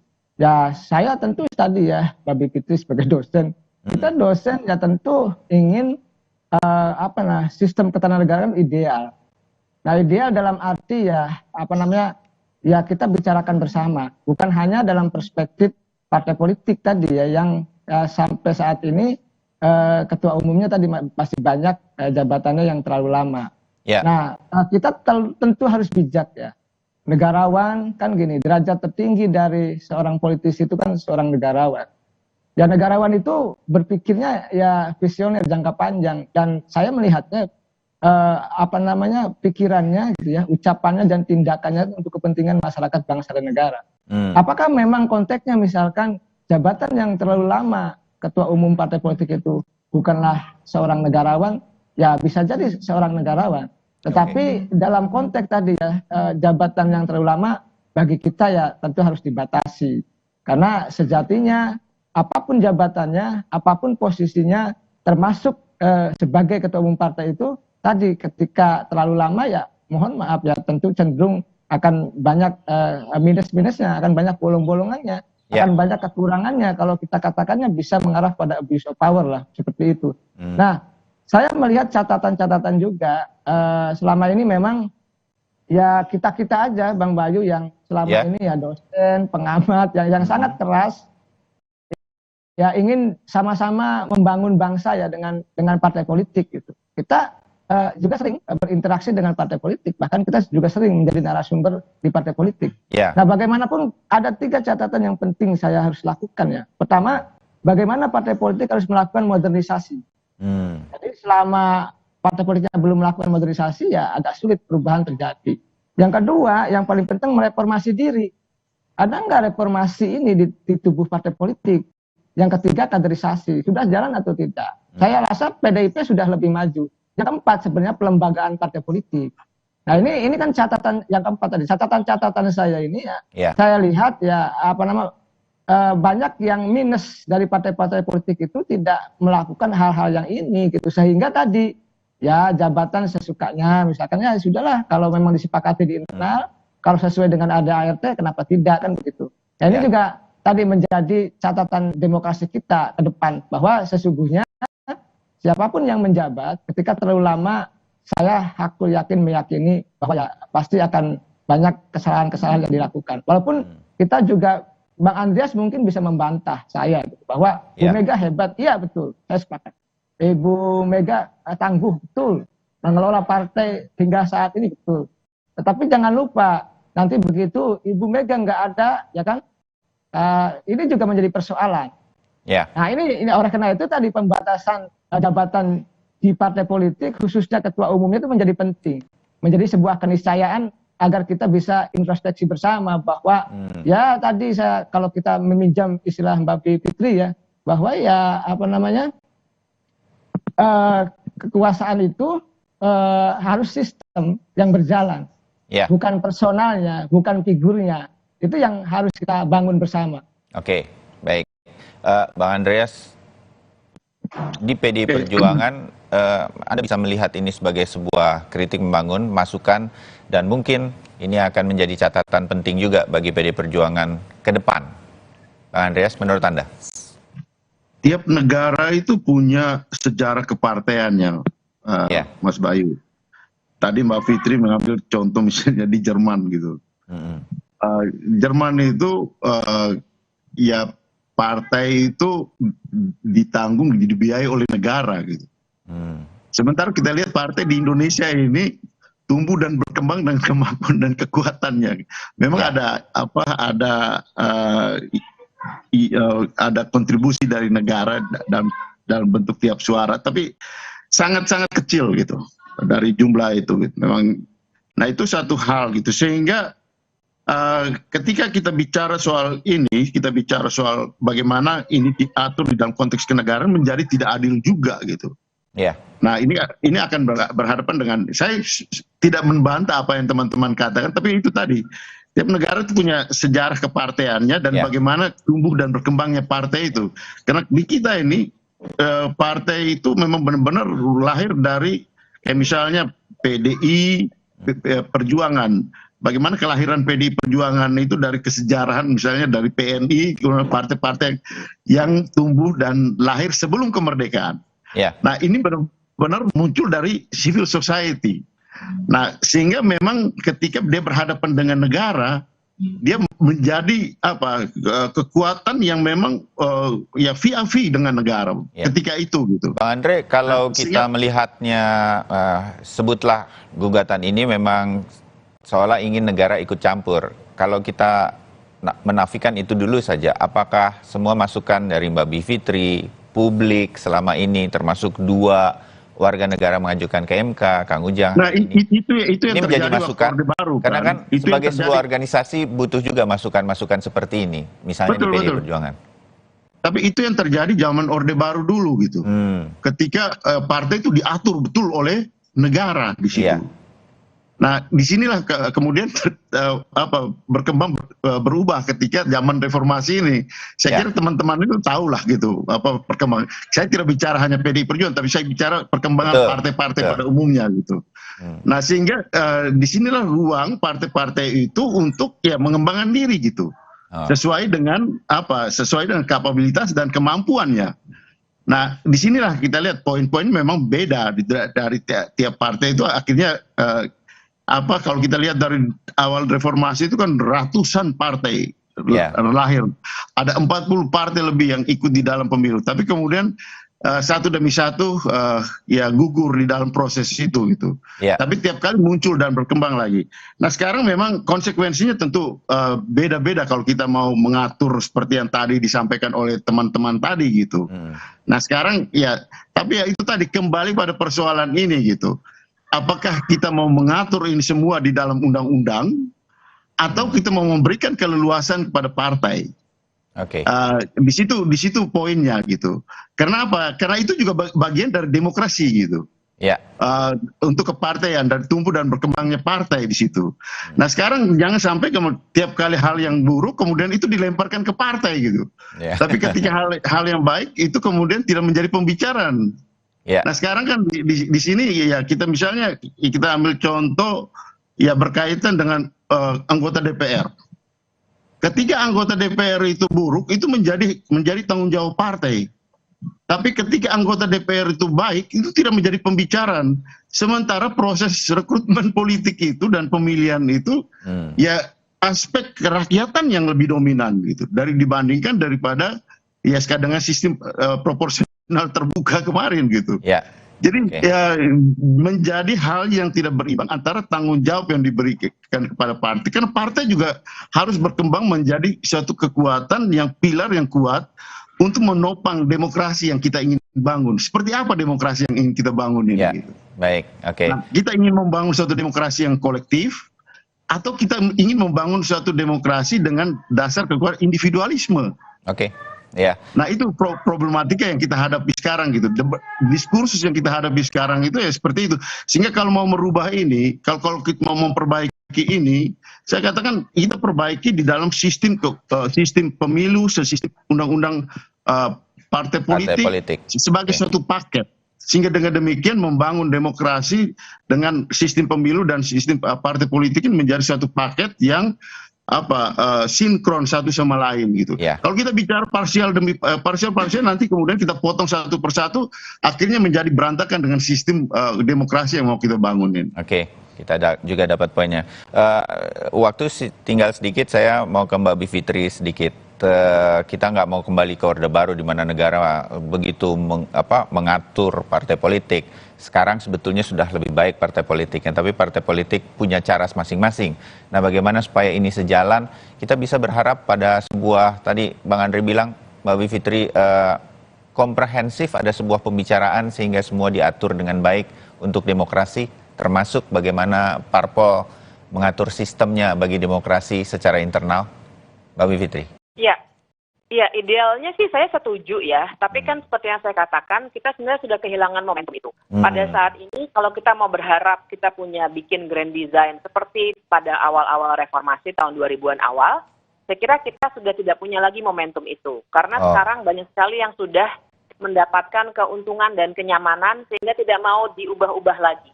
Masalahnya di situ. Yang kita harus ingat, terakhir Mas Bayu, saya ingin menekankan bahwa partai politik itu memang beda dengan organisasi biasa. Dia punya sumbangan penting bagi demokrasi. Itu sebabnya kenapa dia masuk wilayah crafting demokrasi itu. Jadi tujuannya bukan untuk micromanaging, tapi bagaimana supaya partai politik menjalankan fungsi-fungsi kaderisasi, pendidikan politik, rekrutmen ya, untuk menjadi caleg aja kan yang menentukan partai politik, walaupun kita pakai sistem proporsional terbuka. Jadi karena itulah perlu ada pengaturan yang baik karena dia menyumbang pada semua kebijakan di negara ini, bahkan semua komisioner, semua gubernur BI, Kapolri, kan semuanya pada akhirnya dikonfirmasi oleh DPR yang adalah partai politik. Jadi kita juga melihatnya proporsional secara itu, secara proporsional untuk melihat bahwa partai politik punya andil yang sangat besar bagi demokrasi kita. Baik, oke. Mudah-mudahan gugatan ini menjadi wacana untuk kita bicarakan. Seperti pagi ini, ada Mbak Bivitri, ada Kang Ujang dari masing-masing ilmu, dan juga ada partai politik sebagai sebuah masukan yang baik bagi demokrasi ke depan. Dan mungkin pagi ini menjadi harapan bahwa akan ada pembicaraan mengenai hal ini untuk partai politik yang lebih baik di Indonesia yang sekarang sudah menuju ke arah sana. Terima kasih Bang Andri, waktunya pagi hari ini. Mbak Bivitri, Kang Ujang, kita ketemu lagi di diskusi yang lain. Selamat pagi, salam sehat. Selamat pagi. Salam sehat. Terima kasih Bang Bayu, Mas Bayu. Ya, itu tadi pembicaraan kami, saudara. Sekarang kami masih akan melanjutkan Sapa Indonesia Pagi, tetapi jeda dulu. Dan sebentar lagi Valentina Sitorus akan menghadirkan beragam informasi lainnya untuk Anda. Di antaranya, ada polisi yang menangkap pelaku pengubur 4 kerangka bayi di pekarangan warga di Banyumas, Jawa Tengah. Bayi-bayi yang dikubur merupakan hasil hubungan gelap pelaku dengan putri kandungnya sendiri. Tetap bersama kami.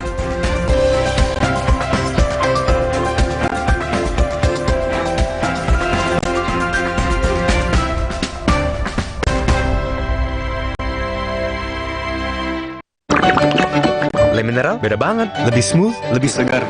Le Mineral memang berbeda. Setiap tetesnya mengandung mineral esensial seimbang yang penting untuk tubuh dan juga membuat rasa airnya lebih segar. Dan lebih enteng. Le Mineral. Jalan yuk.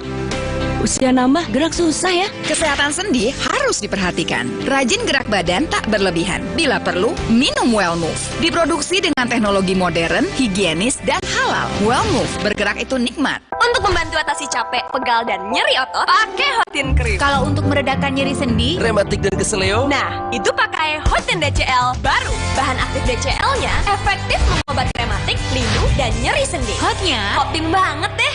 Aku pikir semua air mineral itu sama. Le mineral itu beda. Le Mineral memang berbeda. Setiap tetesnya mengandung mineral esensial seimbang yang penting untuk tubuh dan juga membuat rasa airnya lebih segar. Segernya. Le Mineral. bosen nih. Diputar, dijilat, dan dicelupin. Oreo Soft Cake, selezat Oreo, selembut cake. Baru, Oreo Soft Cake kemasan isi 3. Praktis 3 kali lebih seru. Nggak enak? Iya, kayak aroma manisnya. Le Mineral memang berbeda. Setiap tetesnya mengandung mineral esensial seimbang yang penting untuk tubuh dan juga membuat rasa airnya lebih segar. Le Mineral. Inovasi baru dari Hotin. Hotin Go. Oles, go. Roll on, go. Pijat, go. Nggak sentuh langsung, nggak bikin tangan panas. Hotin Go. Hotnya in, langsung go. Hotin Go dilengkapi aplikator roll on dan pijat. Hentak agar krimnya turun. Oles, go. Roll on, go. Pijat, go. Nggak sentuh langsung, nggak bikin tangan panas. Di tanganmu, botol plastik bekas bisa jadi baru lagi. Seperti tas, baju, hingga sepatu ini.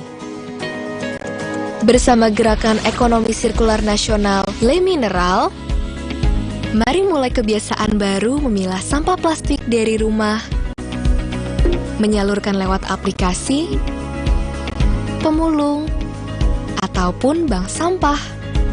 Sampah plastikmu memberi nilai tambah untukmu dan juga untuk mereka. Dengan langkah sederhana, pisahkan sampah sesuai jenisnya, sampah organik, plastik termasuk PET, kertas, dan kaleng, lalu salurkan. Sampah plastik yang terpilah bisa didaur ulang. Mulai kebiasaan baru dan buat botol plastik bekasmu jadi baru lagi.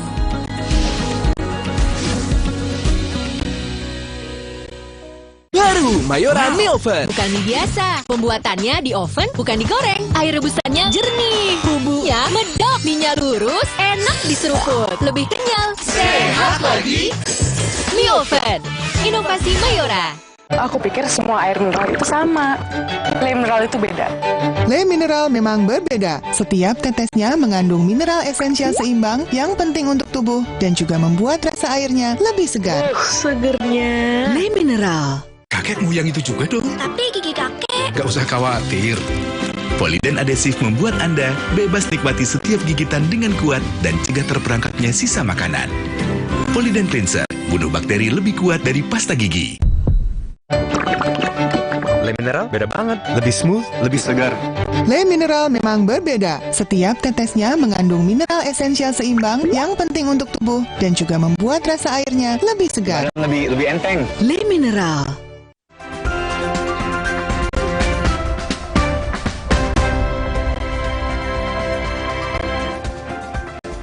Terima kasih Anda masih bersama di Sapa Indonesia Pagi, Saudara. Polisi menangkap pelaku pengubur 4 kerangka bayi di pekarangan warga yang ada di Banyumas, Jawa Tengah. Pelaku ini merupakan ayah kandung dari bayi yang dikubur dan juga ayah dari saksi korban atau perempuan berinisial E yang mengaku pemilik kerangka bayi. Kasih. Pelaku Rudi ditangkap jajaran Satreskrim Polresta Banyumas di wilayah Purwokerto Selatan. Hasil pemeriksaan polisi, pelaku mengakui bahwa dirinya mengubur 4 kerangka bayi di pekarangan warga. Bahkan ia mengaku telah mengubur 7 bayi. Bayi itu diakui merupakan hasil hubungan pelaku dengan putri kandungnya yang berinisial E sejak tahun 2013 hingga 2021. Polisi kini tengah mencari 3 kuburan bayi lainnya. Sementara motif pelaku membunuh dan menguburkan bayi-bayinya itu masih diselidiki. Atas nama Rudi sudah kami amankan. Dari proses pengembangan yang bersangkutan mengakui bahwa ada 3 lagi yang dikuburkan. Jadi penguburan itu mulai daripada tahun 2013, kemudian sampai dengan 2021. Total 7 kerangka manusia dari pengakuan Rudi kemudian dikuburkan di TKP saat ini, rekan-rekan.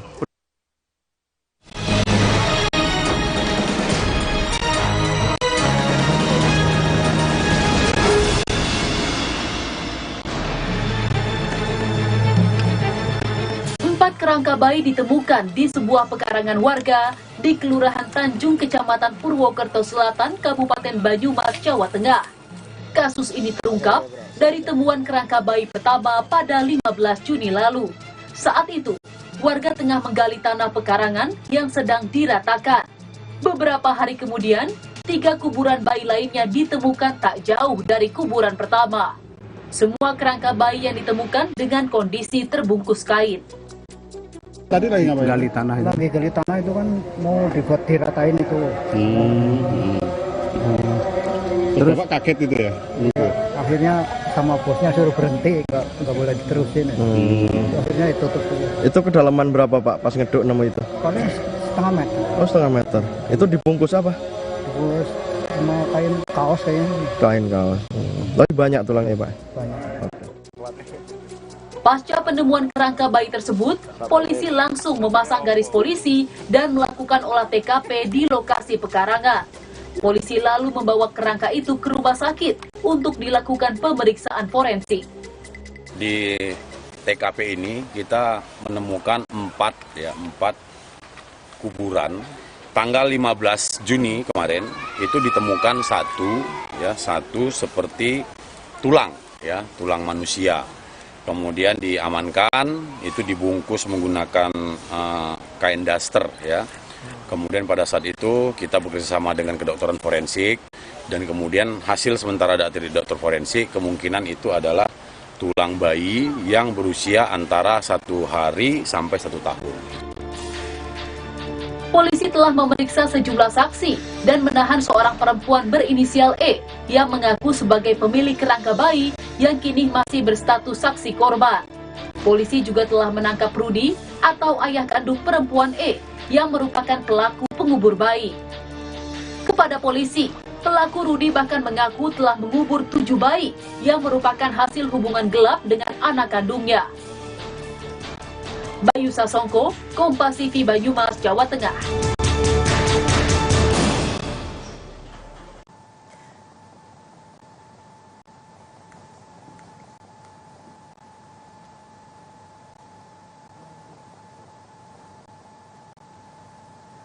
Tetaplah bersama kami, saudara, karena Sapa Indonesia Pagi masih akan kembali untuk Anda untuk sejumlah informasi.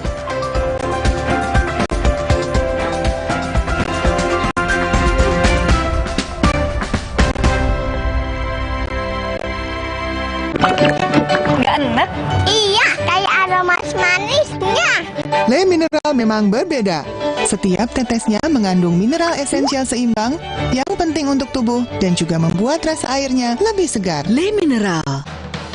First Media mengundang para pelanggan setia untuk mengisi kuesioner. Tapi mereka tak menyangka ini bukan kuesioner biasa. Ya, kuesioner. Lewat kue, pelanggan bercerita pengalaman mereka. Kini, First Media lebih kencang, lebih bebas. Mereka telah membuktikan rasanya. Pastinya lebih seru. Siap-siap ketagihan paket baru First Media. Aku pikir semua air mineral itu sama. Le Mineral itu beda. Le Mineral memang berbeda. Setiap tetesnya mengandung mineral esensial seimbang yang penting untuk tubuh dan juga membuat rasa airnya lebih segar. Segernya Le Mineral. Hey, ada madu teja sase, madu teja sase, sehat berstamina.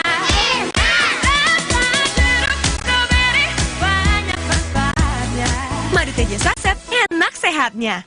Niatku madu TJ hitam pahit dengan kualitas madu TJ plus manfaat ekstrak herbal. Niatku demi anakku. Niatku demi istriku. Madu TJ hitam pahit, niatku jaga kesehatan. Nggak enak? Iya, kayak aroma manisnya. Le Mineral memang berbeda. Setiap tetesnya mengandung mineral esensial seimbang yang penting untuk tubuh dan juga membuat rasa airnya lebih segar. Le Mineral. Bosen nih. Diputar, dijilat, dan dicelupin. Oreo Soft Cake, selezat Oreo, selembut cake. Baru, Oreo Soft Cake kemasan isi 3. Praktis 3 kali lebih seru. Bisa, udara, masa sih? Jangan ada batuk di antara kita. Minum Siladex ME untuk batuk berdahak. Aktif encerkan dan keluarkan dahak. Siladex, aktif redakan batuk. Produksi Konimex. Le Mineral beda banget, lebih smooth, lebih segar. Le Mineral memang berbeda. Setiap tetesnya mengandung mineral esensial seimbang yang penting untuk tubuh dan juga membuat rasa airnya lebih segar. Dan lebih enteng. Le Mineral.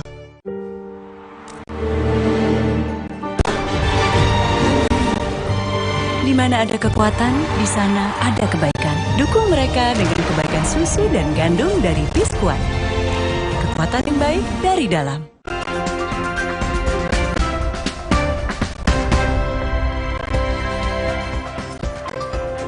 Saudara, sebelum tadi Sapa Indonesia Pagi jeda, begitu ya, kami menghadirkan informasi terkait dengan kasus pembunuhan terhadap bayi di Banyumas, Jawa Tengah.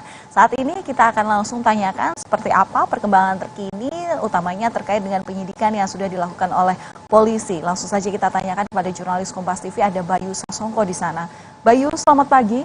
Apakah ada kemungkinan jumlah korban yang bertambah? Seperti apa proses penyidikan lanjutan yang saat ini sedang berlangsung di sana? Ya, selamat pagi, Valen dan juga saudara. Dapat kami sampaikan saat ini berdasarkan informasi dari pihak kepolisian dan berdasarkan pengakuan dari pelaku Rudi, korban bayi yang dikubur di pekarangan tersebut sementara memang hanya 7 jasad saja. Namun, polisi juga menetapkan bahwa saudara E yang sebelumnya telah diamankan, yakni anak dari pelaku Rudi ini adalah seorang korban. Pasalnya, Valen, korban ini pada saat itu mengalami paksaan dan ancaman dari Rudi untuk melakukan persetubuhan yang hingga menghasilkan 7 bayi tersebut yang akhirnya dibunuh dan dikuburkan oleh Rudi, Valen. Ya, hingga saat ini dari 7 korban bayi ini baru ditemukan 4 kerangkanya dan proses pencarian masih bertambah. Kemudian untuk anak pelaku sendiri hingga saat ini masih dalam pendampingan, begitu ya, otomatis untuk penyembuhan trauma ataupun juga psikologis yang mungkin sempat terganggu karena perlakuan daripada tersangka yang merupakan ayahnya sendiri. Kemudian Bayu, apakah mungkin ada dugaan pelaku lain yang kemudian juga terlibat atau bersekongkol dengan tersangka yang saat ini sudah ditetapkan polisi? Seperti apa pengembangan kasusnya hingga saat ini? Iya. Sementara menurut informasi dari pihak kepolisian, pelaku memang baru hanya 1, yaitu Rudi. Dan sementara siang nanti pihak Polresta Banyumas rencananya akan memberikan rilis resmi kepada media dan publik tentang siapa tersangka dalam kasus ini. Namun patut diduga tersangka tersebut adalah Rudi. Karena menurut pengakuan Rudi melakukan pembunuhan terhadap 7 bayi dan menguburkannya seperti itu, Valen. Ya, Bayu mungkin bisa review singkat saja. Ini sebenarnya untuk penemuan dari 7 kerangka bayi ini yang baru ditemukan 4 ini seperti apa sebelumnya? Ya, sebelumnya di pekarangan warga yang sedang diratakan itu, pekerja memang melakukan penggalian, lalu menemukan adanya bungkusan, berupa bungkusan kaos yang di dalamnya ada kerangka yang diduga waktu itu adalah kerangka manusia bayi ya. Lalu mereka melaporkan kepada pihak kepolisian dan akhirnya membawa kerangka tersebut ke dokter forensik dan akhirnya memang ditetapkan bahwa kerangka-kerangka yang ditemukan tersebut adalah kerangka manusia yang masih bayi. Dan 2 hari berikutnya kembali dilakukan penggalian dan ditemukan kembali sebanyak 3 kerangka berjenis bayi juga, Valen. Bayu, mungkin juga bisa disampaikan ke kami, Anda yang kemudian juga intens begitu ya untuk mengupdate informasi terkini dari Polresta Banyumas. Ini sebenarnya sebelum tersangka berhasil ditangkap polisi, ini hubungan keluarganya seperti apa? Karena kan ini kita juga dikagetkan ya, ini adalah istilahnya hubungan incest antara ayah dan anak begitu dari tahun 2013 atau 2014, koreksi jika saya salah. Seperti apa sebenarnya kehidupan di hubungan keluarga ini, Bayu? Ya, dari informasi yang beredar di masyarakat sekitar, bahwa sejak tahun 2012 antara pelaku ini, Rudy dan istrinya memang telah berpisah, dan Rudy ini sendiri tinggal bersama E, atau E itu mengikuti Rudy dan tinggal berpindah-pindah di antara gubuk satu dan gubuk lainnya, karena mata pencaharian Rudy sendiri juga serabutan, Valen ya. Dan akhirnya dari tinggal bersama itulah terjadi hubungan sedara dari tahun 2013 hingga 2021 kemarin, Valen, seperti itu. Baik, hari ini nanti polisi dari Polresta Banyumas akan melakukan konferensi pers. Tentu yang akan kita nantikan adalah bagaimana pengembangan penyidikan termasuk juga motif dari tersangka melakukan tindak kejahatan ini. Terima kasih Bayu atas laporan Anda dari Banyumas, Jawa Tengah. Saudara, Pesta Rakyat meramaikan perayaan Hari Ulang Tahun ke-15 Kabupaten Puncak yang terletak di Provinsi Papua Tengah. Bupati Puncak, Willem Wandik, berterima kasih ke banyak pihak karena sudah bahu-membahu membuat Kabupaten Puncak semakin maju. Selamat datang di kabupaten tertinggi di Indonesia, Kabupaten Puncak, Papua. Puncak adalah merupakan sebuah kabupaten yang berada di pegunungan di Provinsi Papua Tengah.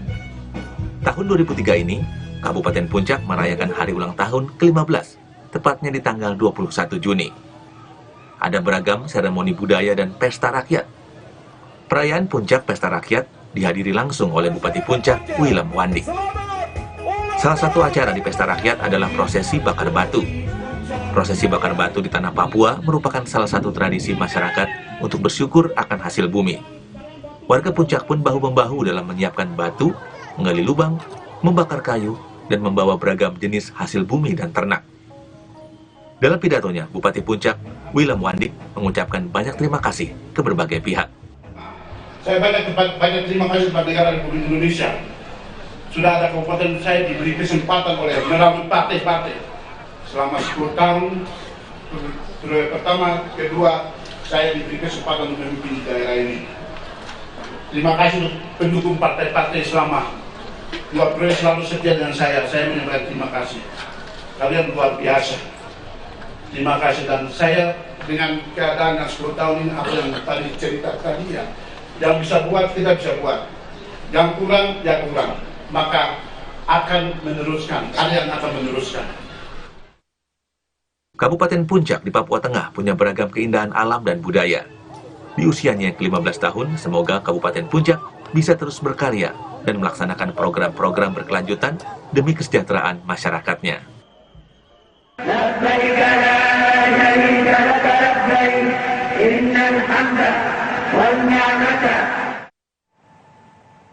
Saudara, jelang Puncak Haji, jemaah calon haji Indonesia mulai diberangkatkan menuju Arafah, Musdalifah, dan Mina Armusna pada Senin pagi waktu setempat.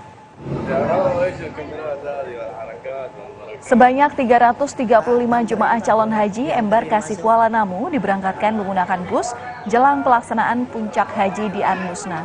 Sebelum berangkat, jemaah diminta untuk mempersiapkan perbekalan kebutuhan, mulai dari botol minum, tas, sandal, dan penyemprot air untuk menghindari dehidrasi selama wukuf di Arafah. Jemaah diharapkan untuk tetap menaati peraturan yang berlaku karena diperkirakan suhu udara di Arafah naik hingga sekitar 50 derajat Celcius. Hari ini kita juga melihat proses pemberangkatan menuju Arafah. Kali ini yang kita kunjungi adalah jamaah dari Kota Padang Sidimpuan. Alhamdulillah saya melihat jamaah Padang Sidimpuan semuanya bergembira, sumringah lah kita lihat. Kalaupun ada 1-2 yang berkebutuhan khusus. Mudah-mudahan kondisi jamaah ini bisa terjaga dengan baik sehingga mereka besok dalam wukuf terjaga dengan baik. Jelang Puncak Haji di Armusna, obat-obatan dan alat kesehatan mulai dipindahkan ke pos Arafah dan Mina. 135 jenis obat disiapkan di Arafah dan 194 jenis obat telah disiapkan di Mina. Selain itu, Kementerian Kesehatan juga telah menyiapkan paket obat-obatan untuk tiap kloter jemaah haji. Pihaknya juga menyiapkan 213 tenaga kesehatan di tiap kloter. Terkait dengan pelayanan kesehatan, ini memang didukung oleh 2.113 tenaga kesehatan yang tersebar di kloter, itu akan nempel terus. Ada 1 dokter dengan 2 perawat, lalu ada klinik sektor, terus di atas itu lagi ada kantor kesehatan haji Indonesia. Puncak ibadah haji berlangsung hari ini di Mina, Arab Saudi. Tenda-tenda yang dilengkapi dengan berbagai fasilitas juga sudah disiapkan untuk menampung para jemaah haji dari berbagai negara, termasuk Indonesia. Seperti apa kemudian fasilitasnya? Berikut liputan lengkap dari jurnalis Kompas TV, Abel Insani. Saudara, saat ini saya berada di Mina, di antara tenda-tenda jamaah yang nantinya akan digunakan pada saat puncak ibadah haji berlangsung. Sudah ada beberapa fasilitas di sini yang saya lihat, dan juga apa isi dari tenda saya juga akan menunjukkan kepada Anda. Nantinya jamaah di sini akan bermalam sekitar 3 hari, dan mereka akan mendapatkan fasilitas seperti kasur dan juga karpet serta bantal. Ini merupakan salah satu tenda yang ada di Mina yang nantinya akan ditempati oleh jamaah Indonesia. Saudara, saat ini saya sudah ada di dalam tenda di Mina. Ini nantinya akan digunakan oleh jamaah Indonesia pada saat puncak ibadah haji berlangsung di Mina. Saya sudah di atas kasur. Kasur ini cukup empuk ya. Jadi emang untuk kenyamanan jamaah ini cukup baik. Tapi memang ukurannya hanya 45 cm saja. Nah, kalau saya baringkan badan saya, ini hanya cukup 1 badan saja. Artinya memang 1 kasur hanya untuk 1 jamaah. Tapi yang membedakan sekali di tenda Arafah dan juga tenda Mina adalah ini. Untuk lantai, kalau kita buka karpet, ini adalah keramik. Memang sudah dikeramik di sini untuk kenyamanan dari jamaah sendiri. Kalau di Arafah, ini masih pasir. Kalau di Mina, ini sudah keramik. Nah, ini juga untuk memfasilitasi jamaah agar lebih nyaman pada saat beribadah di Mina atau bermalam di Mina. Tentu saja kenyamanan ini harus diutamakan karena jamaah Indonesia di sini 3 hari saat puncak ibadah haji. Selain itu juga dipasang ada AC sentral di sini. Kalau saya rasakan AC ini memang cukup dingin, meskipun cuaca Arab Saudi panas saat ini, bahkan berada dalam musim panas begitu. Selain itu, saudara, ini adalah instalasi listrik yang dipasang untuk saat malam hari. Memang saat ini belum selesai semuanya, masih ada beberapa yang belum dibuka kasur dan juga bantalnya, tapi nanti untuk 2 hari ke depan diusahakan sudah selesai, rampung 100% dan bisa dimanfaatkan pada saat puncak ibadah haji berlangsung. Nantinya jamaah akan menerima konsumsi di sini sebanyak 3 kali sehari. Banyak petugas di sini yang akan standby. Petugas kesehatan yang tentu akan memantau kesehatan dari jamaah atau di tiap maktab begitu ya. Nantinya juga akan ada beberapa maktab di sini yang disediakan. Ada pula dapur umum yang juga disediakan apabila jamaah membutuhkan. Abel Insani, Mina, Arab Saudi.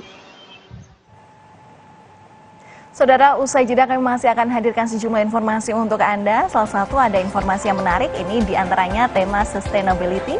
Jadi aspek yang dilirik oleh Coldplay saat memilih negara untuk dikunjungi. Mulai dari kemampuan negara dalam mengelola kemiskinan, kelaparan, energi bersih, hingga inovasi. Kompas Bisnis akan hadir mengemas informasi ini bersama Paskalis Siswari.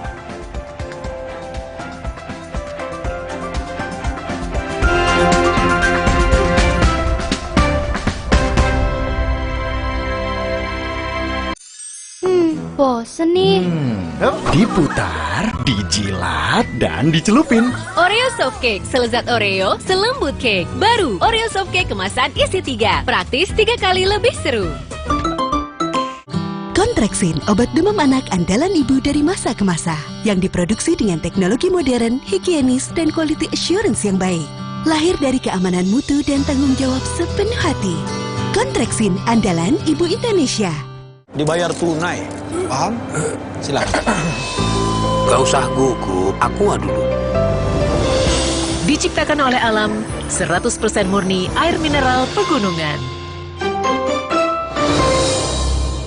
Mau mengiklankan usaha kamu dengan harga terjangkau? Langsung aja ke pasangiklan.com. Pasang iklan segampang upload, bayar, tayang. Ada beragam paket yang bisa kamu pilih di pasangiklan.com, mulai dari harga Rp50.000 sampai harga Rp1.000.000. Iklan kamu akan tayang di jaringan media milik Kompas Gramedia. Jadi, iklan kamu berpotensi dilihat oleh 270 juta pembaca. Di pasangiklan.com, kamu bisa memilih jenis iklan yang ingin ditayangkan.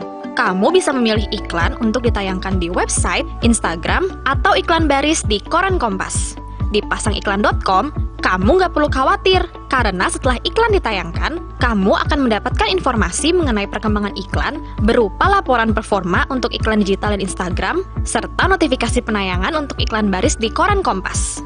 Jadi, mau pasang iklan yang dilihat banyak orang dengan harga terjangkau? Segampang upload, bayar, lalu tayang?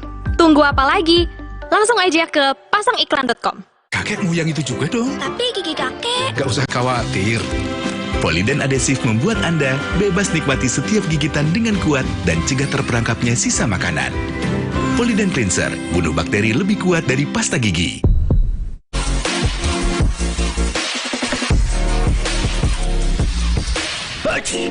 Hidung mampet, badan meriang. Tenang, ada Ultra Flu. Ultra Flu, flu reda, lega rasanya. Baru bangun kerjaan udah numpuk. Aqua dulu. Mas kawin seperangkat alat sholat dibayar tunai. Paham? Silakan. Gak usah gugup, Aqua dulu. Diciptakan oleh alam, 100% murni air mineral pegunungan. Apapun aktivitasmu, Aqua dulu. Jadi nggak ada yang baru nih? Ini bos, mie sedap goreng, resep baru. Ada yang mau nggak? Nggak bos. Mie sedap goreng baru. Mie-nya makin kenyal, bawang gorengnya makin crunchy. Bohong kalau bisa nolak mie sedap goreng baru. Soal rasa, lidah nggak bisa bohong.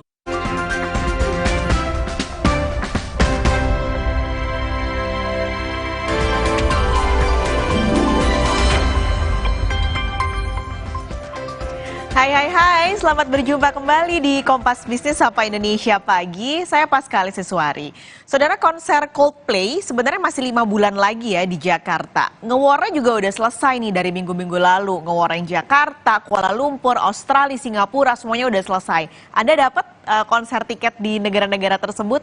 Nah, tapi meskipun sudah akan atau sudah lewat warnya dan konsernya juga masih nanti, tapi konser ini masih jadi perbincangan masyarakat. Apalagi yang terbaru di Jakarta, jadwalnya ini bentrok sama Piala Dunia U17. Yang juga masih jadi sorotan, saudara, adalah kenapa sih Coldplay bisa konser di Singapura 6 hari, sementara di Jakarta cuma dimampirin 1 hari aja, saudara. Nah ya, kalau kita lihat, ini adalah jadwal Coldplay di Asia yang kami ambil dari November 2023. Ia akan datang ke 3 kota, yaitu Tokyo, Jakarta, dan Kuala Lumpur.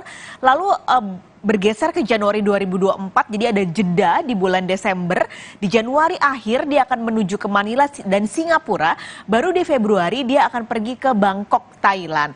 Kalau Anda melihat jadwal di Asia ini, setidaknya dari seluruh jadwal konser, cuman Jakarta dan Kuala Lumpur yang jadwal konsernya hanya 1 hari. Sementara negara lain minimal 2 hari konser. Ini nggak hanya di Asia, tapi di Amerika, lalu di Eropa minimal Coldplay itu konser 2 hari di kota tersebut. Sementara di Asia, atau di Asia Tenggara lebih tepatnya, Jakarta dan Kuala Lumpur hanya dimampirin 1 hari aja.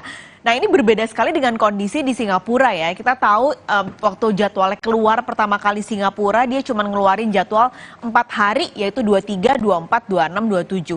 Tiba-tiba nambah lagi jadi tanggal 30, 5 hari.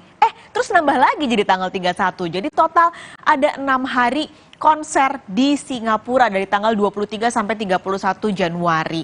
Padahal kalau Anda lihat secara pasar dari seluruh kota yang dimampirin, sebenarnya mana sih yang paling besar? Jakarta ya, di Indonesia sebenarnya dari jumlah masyarakatnya.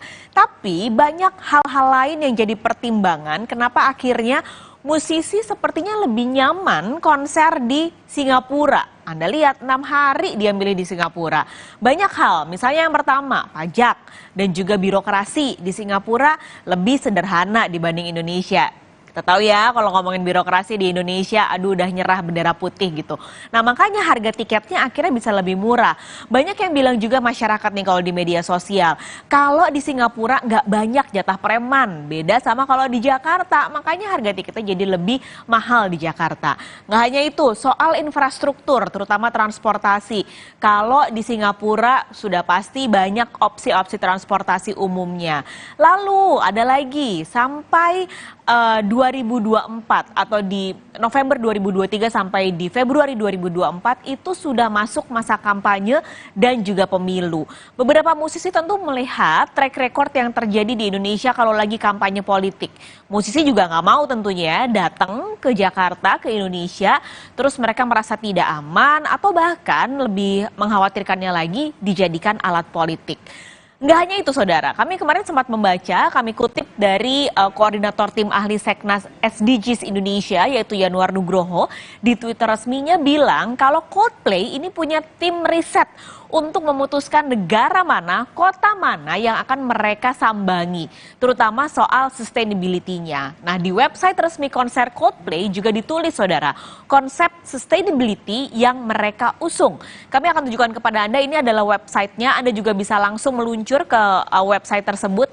Tentunya ini mudah-mudahan bukan gimmick dari Coldplay ya, tapi kalau di websitenya yang kami baca, mereka menulis soal produksi tour, ini mereka berjanji akan menekan emisi CO2 mulai dari set panggung, tata cahaya, pengiriman logistik, sampai penerbangan.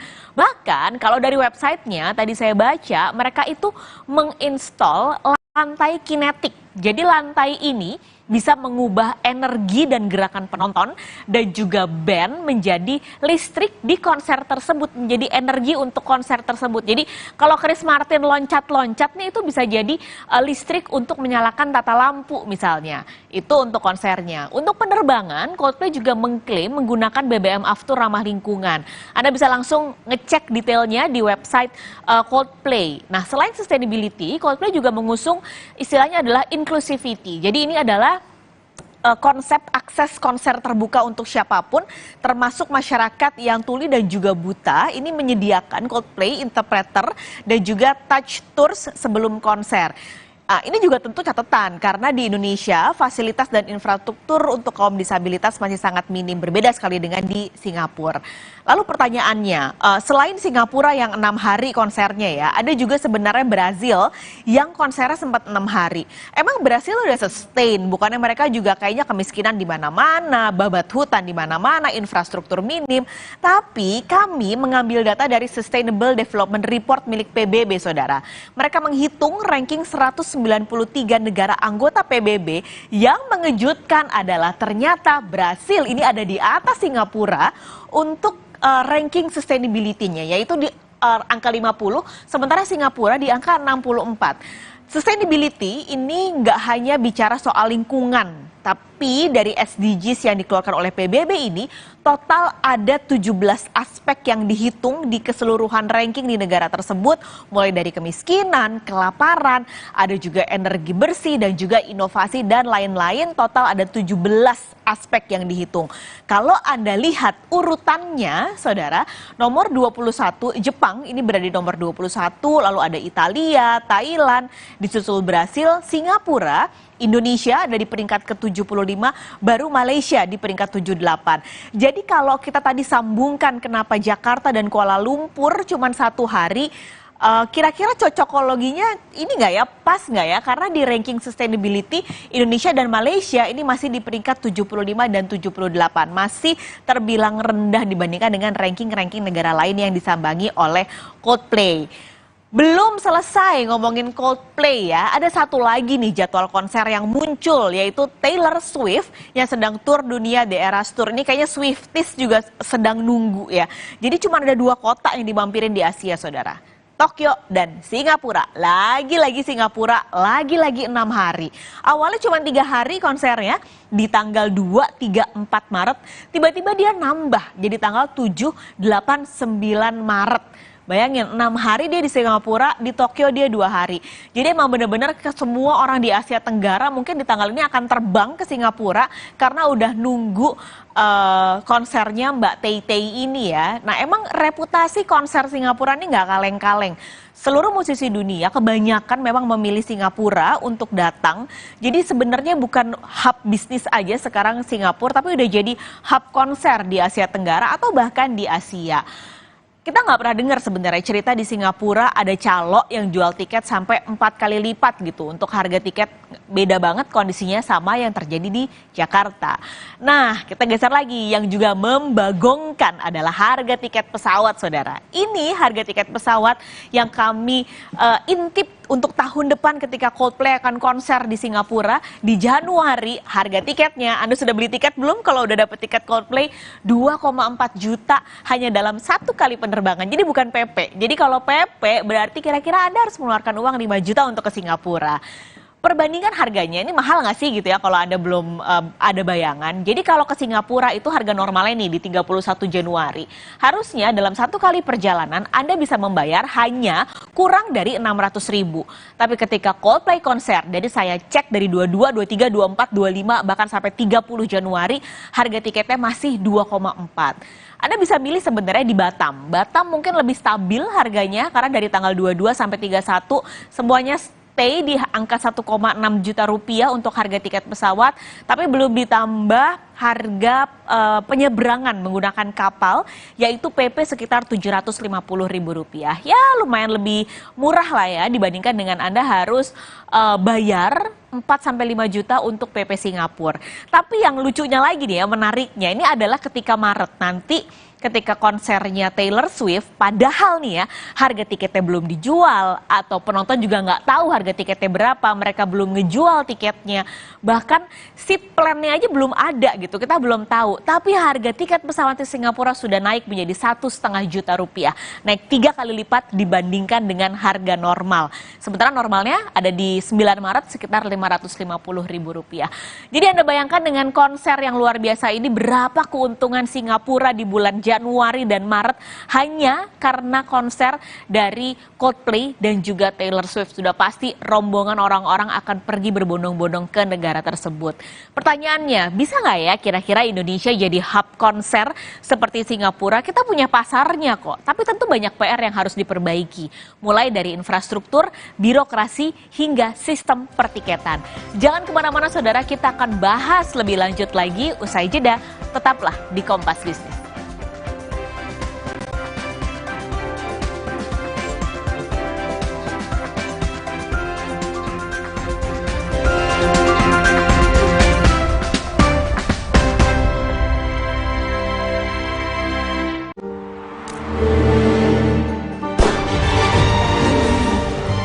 Di mana ada kekuatan, di sana ada kebaikan. Dukung mereka dengan kebaikan susu dan gandum dari Biskuat.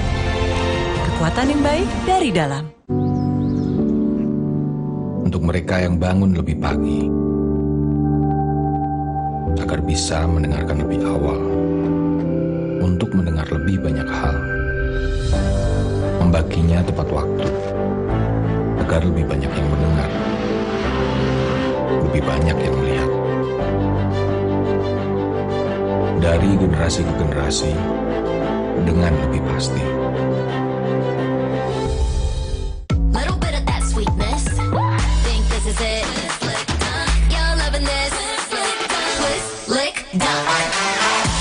Scan Oreo Blackpink dan dapatkan pesan personal dari Blackpink. Oreo Blackpink.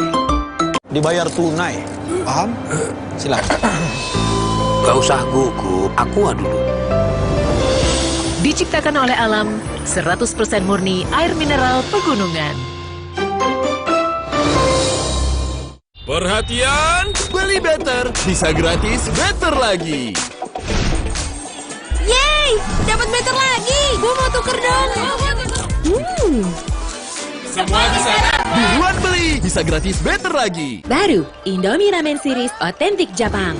Ada Indomie Tori Miso, paduan kuah kental gurih dan aromanya bikin nagih. Ada juga Indomie Takoyaki dan shoyu. Indomie Ramen Series. Nikmat otentiknya memuaskan. Kakek mau yang itu juga dong. Tapi gigi kakek. Gak usah khawatir. Poliden adhesif membuat Anda bebas nikmati setiap gigitan dengan kuat dan cegah terperangkapnya sisa makanan. Poliden Cleanser, bunuh bakteri lebih kuat dari pasta gigi. Buat gue, cuma ada satu kecap. Kecap sedap kedelai hitam spesial. Hitam kecapnya pekat, ngebersih mulut, lumer di lidah. Lebih kental, lebih wangi, sedap. Wilgos approve. Kecap sedap kedelai hitam spesial. Looks good, tastes good. Dari Wings Food. Dia cerita ke saya, kenapa setiap minum dingin, saya merasa ngilu. Itu semua karena memang dia memiliki kondisi gigi sensitif. Ada kemungkinan kondisi ini akan semakin memburuk. Saya merekomendasikan Sensodyne, teruji secara klinis untuk menenangkan gigi yang sedang ngilu dan memberikan perlindungan hingga 24 jam. Sehingga kamu tidak perlu ragu lagi untuk mengonsumsi makanan dan minuman yang kamu suka. Ini sangat bagus. Tina udah siap, Om. Mie sedap soto dulu yuk. Enggak deh, Om. Makasih. Mie sedap soto dengan mie yang kenyal serta koya gurih dan jeruk nipis asli. Soal rasa mie sedap soto, lidah nggak bisa bohong. Rasa soto nomor 1 cuma mie sedap soto. Dibayar tunai. Paham? Silakan. Gak usah gugup, aku dulu. Diciptakan oleh alam, 100% murni air mineral pegunungan.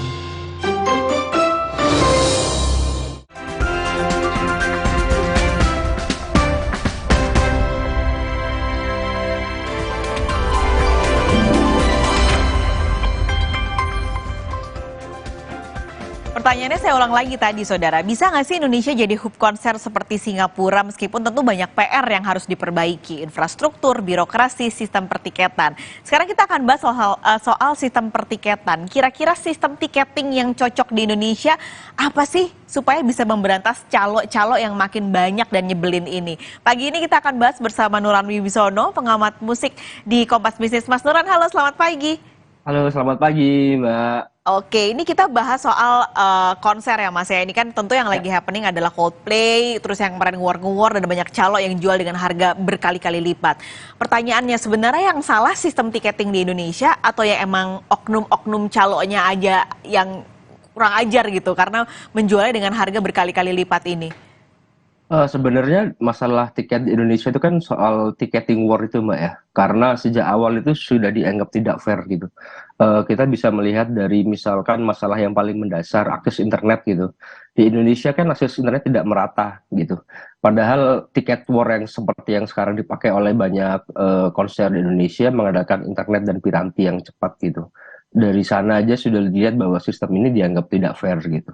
Dan itu tadi masalah calo yang saya nggak tahu apakah mereka memakai bot atau memakai orang dalam. Contoh kasus terbaru adalah The Course kemarin yang sold out dalam waktu dekat gitu. Dan saya lihat banyak orang protes karena ini The Course tidak sepopuler Coldplay misalkan, tapi kok sama-sama cepat habisnya gitu.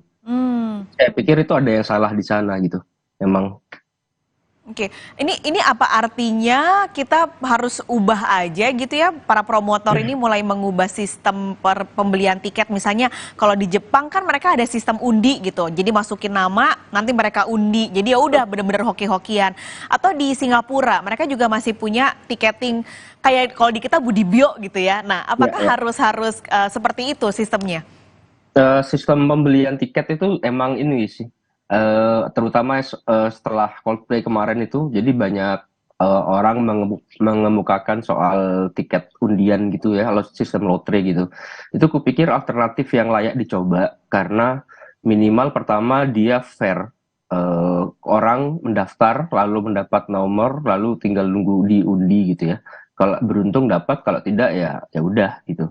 Itu lebih fair, lebih efisien dan efektif, dan kupikir cara seperti ini layak diterapkan di Indonesia sih Mbak, dengan apalagi terutama sejak Coldplay kemarin ya, banyak yang protes dan banyak yang mengeluh gitu ya, dan aku pikir jadinya sistem ini layak untuk dicoba sih.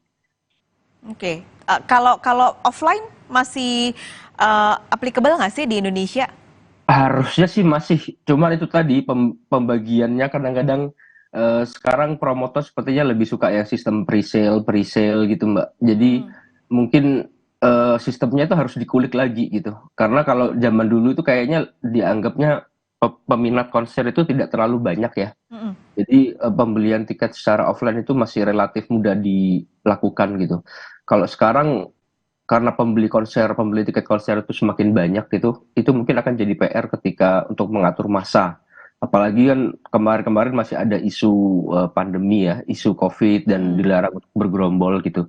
Tapi sebenarnya sistem pembelian offline itu sesuatu yang menarik juga. Tinggal komposisinya diulik, misalkan di Jakarta itu dijual berapa ribu tiket, dan di kota-kota lain berapa ribu tiket. Cuman PR-nya adalah SDM-nya itu emang perlu banyak orang sih Mbak, karena untuk mengatur kerumunan orang segitu banyak itu kan pasti PR tersendiri gitu. Jadi mungkin memang yang paling logis yang mungkin para promotor nih bisa mendengarkan sistem raffle tadi ya untuk pengundian tiket gitu, mungkin bisa mencontek bagaimana Jepang ini sukses untuk membuat sistem itu. Tapi nah masalah percaloan ini ya, ini kan dulu udah ada memang, tapi semakin sekarang ketika setelah pandemi keran konser dibuka, orang semua pengen haus gitu, pengen nonton konser, kayaknya calo nih makin nyebelin gitu. Nah apakah dengan jumlah calo yang semakin banyak, lalu berita-berita soal calo, penipuan tiket, musisi-musisi internasional ini jadi ini nggak sih ya Mas, menimbang gitu, aduh Indonesia jangan deh, ini masalah tiketnya aja masih berantakan gitu, atau mereka udah tutup mata aja, yang penting tiket mereka laku? Setahu saya sih musisi internasional itu banyak yang mengeluhkan soal tiket sih, bahkan memprotes. Tapi fokus sama mereka tuh biasanya soal harga tiket, Mbak. Karena kadang-kadang sering dianggap terlalu mahal, apalagi kalau di luar negeri itu kan biasanya monopoli dari Ticketmaster ya. Dan itu mereka biasanya yang diprotes adalah harga yang terlalu mahal gitu. Kayaknya sistem percaloan di sana itu tidak seperti di Indonesia yang merajalela gitu. Dan aku membayangkannya kalau di luar negeri, di negara-negara barat, itu sistem percaloannya emang sudah sampai difasilitasi, dalam arti ada market untuk menjual tiket gitu secara online gitu. Dan ya emang beberapa kali sering diprotes gitu ya. Cuman lagi-lagi kalau di barat, seingatku, setauku emang tidak separah di Indonesia sih. Di Indonesia itu kayak dijadikan profesi tersendiri gitu kan. Nah itu kalau di beberapa website yang aku tahu itu mereka jual tiket karena emang lagi nggak bisa nonton, atau tiba-tiba ada acara dadakan lalu tiketnya dijual ulang gitu dengan harga yang mungkin lebih mahal memang gitu. Cuma di Indonesia ini yang sepertinya dilakukan secara terstruktur, secara masif gitu, sampai melibatkan rombongan gitu-gitu. Nah, ini pun sebenarnya kan ketika Coldplay akhirnya banyak yang nggak dapat di Jakarta, terus mereka buka 6 hari gitu di Singapura, lalu muncul nih gerakan-gerakan masyarakat di media sosial bilang ya udah jangan beli di Jakarta, jangan beli di Calo, daripada bayar 5 kali lipat mendingan terbang ke Singapura. Nah, cara-cara ini untuk mengedukasi masyarakat supaya nggak beli di Calo ini bisa nggak sih kira-kira mengurangi atau menekan calo di Indonesia? Saya pikir ini bisa dilakukan sih, cuman untuk memberantas sama sekali itu saya pikir itu agak sedikit mustahil ya, karena sistem percaloan ditambah dengan semacam apa ya, rasa excited mau nonton, lalu ada ketakutan nggak bisa nonton karena kehabisan tiket, itu faktor-faktor itu jika dikombinasikan itu membuat orang ini tertarik melakukan hal-hal yang mungkin kalau dipikir-pikir lagi dianggap nggak logis gitu. Termasuk orang-orang yang kena tipu tiket misalkan. Itu kan karena didorong berbagai faktor itu, makanya hal-hal seperti itu agak susah dilakukan. Cuman faktor Coldplay kemarin, termasuk Taylor Swift, ini saya pikir memberikan opsi untuk orang-orang di Indonesia yang misalkan mampu menonton di luar negeri, itu untuk membeli tiket di luar negeri gitu. Apakah dengan ini calo akan benar-benar habis? Saya sih nggak yakin ya, karena emang orang Indonesia itu demand-nya sangat besar gitu. Cuman ini bisa jadi pelajaran bahwa sebenarnya calo dan pembeli itu sama-sama saling butuh mutualisme simbiosis aja gitu. Cuman ada tipsnya mungkin ketika emang beneran mau nonton, coba cari tiketnya itu jelang-jelang hari H. Biasanya itu calo udah mulai agak kelabakan tuh mau menjual tiketnya gitu. Jadi cara saya sih buat para penonton lebih sabar aja gitu. Lebih sabar dalam arti nggak perlu beli tiket dari calo, apalagi jika ada opsi misalkan kalian bisa pergi menonton di luar negeri seperti itu kira-kira. Oke, jadi tentu edukasi juga Ya. untuk penonton, lalu juga kembali untuk promotor yang jumlahnya juga semakin banyak karena semakin banyak juga musisi-musisi internasional yang mau datang ke Jakarta supaya Indonesia semakin matang gitu menjadi negara yang bisa dipilih oleh para musisi internasional. Mas Tusan, terima kasih banyak sudah berbincang pagi ini di Sama-sama, Kompas Mbak. Bisnis. Sampai ketemu, sehat selalu Mas. Sampai ketemu, sehat selalu. Saudara Sapa Indonesia Pagi masih akan kembali dengan informasi Menteri Komunikasi dan Informatika nonaktif Johnny G. Plate. Hari ini bakal menjalani sidang perdana dugaan korupsi penyediaan infrastruktur BTS 4G senilai 8 triliun rupiah. Selengkapnya usai jeda.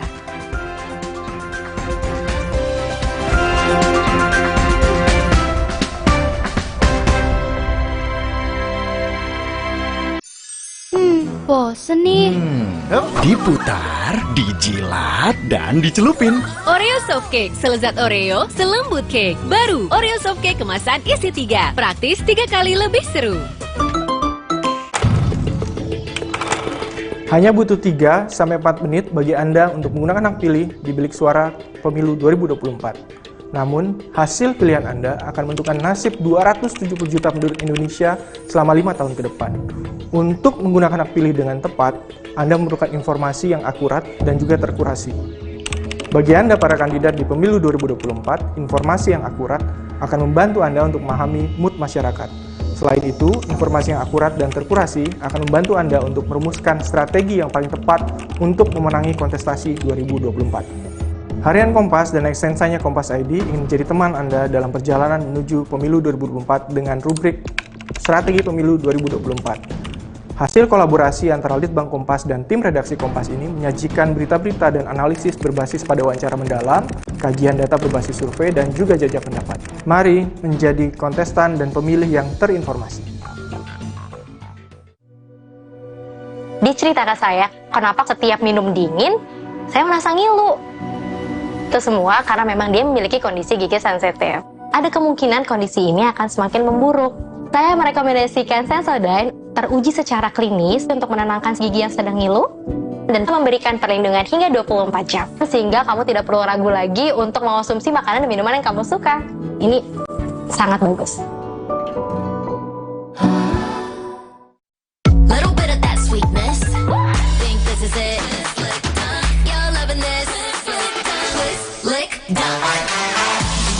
Scan Oreo Blackpink dan dapatkan pesan personal dari Blackpink. Oreo Blackpink. Kontraksin, obat demam anak andalan ibu dari masa ke masa, yang diproduksi dengan teknologi modern, higienis, dan quality assurance yang baik. Lahir dari keamanan mutu dan tanggung jawab sepenuh hati. Kontraksin, andalan ibu Indonesia. Selamanya kita takkan berhenti mengejar matahari. Rise to your life's adventure. Diceritakan saya, kenapa setiap minum dingin, saya merasa ngilu. Itu semua karena memang dia memiliki kondisi gigi sensitif. Ada kemungkinan kondisi ini akan semakin memburuk. Saya merekomendasikan Sensodyne, teruji secara klinis untuk menenangkan gigi yang sedang ngilu dan memberikan perlindungan hingga 24 jam. Sehingga kamu tidak perlu ragu lagi untuk mengonsumsi makanan dan minuman yang kamu suka. Ini sangat bagus.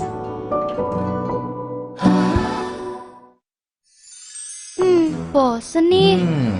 Diputar, dijilat, dan dicelupin. Oreo Soft Cake, selezat Oreo, selembut cake. Baru, Oreo Soft Cake kemasan isi 3. Praktis 3 kali lebih seru.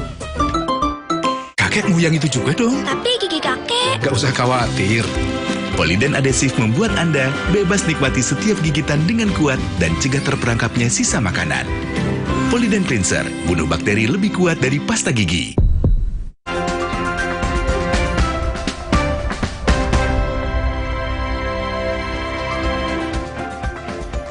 Saudara, informasi haji sekarang kami sampaikan. Menjelang puncak haji di Armuzna, obat-obatan dan alat-alat kesehatan mulai dipindahkan ke pos Arafah dan Mina. 135 jenis obat sudah disiapkan di Arafah dan 194 jenis obat telah disiapkan untuk di Mina.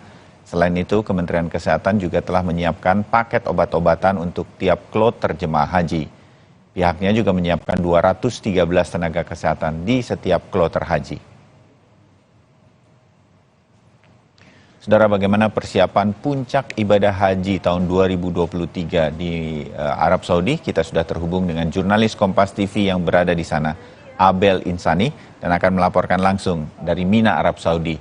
Abel, bisa digambarkan sekarang situasinya sedang apa jemaah haji dan persiapan untuk puncak ibadah haji? Abel.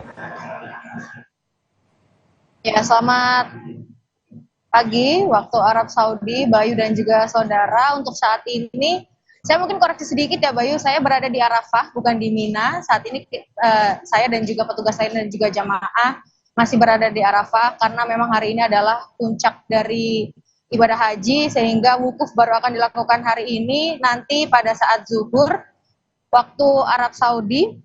Dan wukuf itu dilakukan di Arafah, sehingga saat ini kita masih di Arafah. Dan untuk saat ini memang dari jamaah sudah semuanya, jamaah Indonesia ya, ini sudah berada di Arafah semuanya.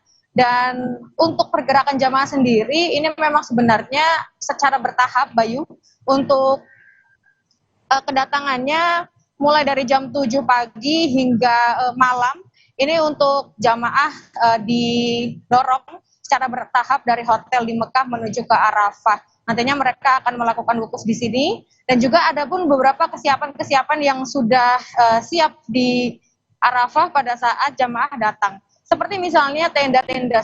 Saat ini saya berada di tengah tenda-tenda jamaah Indonesia, di mana tenda-tenda ini sudah ada fasilitas-fasilitas yang disiapkan, seperti karpet, lalu juga ada AC portable, lalu juga ada instalasi listrik juga, ada bantal yang juga disiapkan. Ini untuk bisa membuat kenyamanan dari jamaah itu sendiri pada saat wukuf berlangsung. Karena Bayu dan juga saudara, untuk saat ini di Arab Saudi sedang musim panas, bahkan bisa dibilang puncak musim panas begitu ya. Untuk suhunya saja 45 derajat hingga 50 derajat Celcius, sehingga ada AC dan ditambah AC portable untuk kenyamanan jamaah pada saat wukuf di Arafah. Tentu saja ini juga untuk meminimalisir ya adanya heat stroke ataupun juga dehidrasi dari jamaah itu sendiri. Karena untuk saat ini Bayu dan juga saudara, dari 228.093 jamaah Indonesia sudah berada di Arafah. Artinya ada 99,6% kuota terserap dari kuota normal, bahkan ini sudah mencakup dengan kuota tambahan gitu. Dan di mana 30%-nya ini adalah lansia. Artinya kita harus meminimalisir potensi-potensi dari lansia terkait dengan fisiknya yang harus dijaga, lalu juga asupan makanannya, sehingga mereka tetap sehat dan juga fit pada saat wukuf di Arafah ini berlangsung. Memang hingga saat ini kita tidak melihat adanya kepanikan begitu ya, karena memang untuk layanan dari tenaga kesehatan sendiri, dari dokter yang memang standby 24 jam di setiap maktab, ada 70 maktab yang disiapkan untuk jamaah Indonesia. Ini bisa membantu para jamaah khususnya lansia yang memang membutuhkan konsultasi tenaga kesehatan untuk memeriksa kesehatannya, ini bisa lebih mudah. Selain itu juga ada layanan konsumsi yang juga disebar di setiap maktab, hingga ini bisa mempermudah distribusi dari makanan itu sendiri. Jamaah tetap diimbau untuk pada saat sebelum wukuf berlangsung, ini tetap berada di tenda, terkhususnya lansia begitu ya, ini untuk bisa tetap di tenda, bisa melaksanakan sunnah dan juga ibadah-ibadah seperti membaca Al-Quran, zikir dan lain-lain, ini ada di tenda saja, mengingat untuk saat ini cuacanya masih panas. Bayu. Baik, Abel Insani, terima kasih laporan Anda menuju ke puncak ibadah haji tahun 2023. Abel Insani, jurnalis Kompas TV melaporkan dari Arafah, saudara. Saudara, mantan Menteri Komunikasi dan Informatika Menkominfo, Johnny G. Plate akan menjalani sidang perdana untuk kasus dugaan korupsi penyediaan BTS 4G dengan kerugian negara yang mencapai 8 triliun rupiah hari ini. Untuk mengetahui informasi terkini tentang sidang dakwaan terhadap Johnny G. Plate, jurnalis Kompas TV Tifal Solesa sudah bersiap di PN Jakarta Pusat. Tifal, selamat pagi. Johnny G. Plate akan hadir, agendanya pada hari ini sudah bisa dipastikan? Tifal, laporan Anda.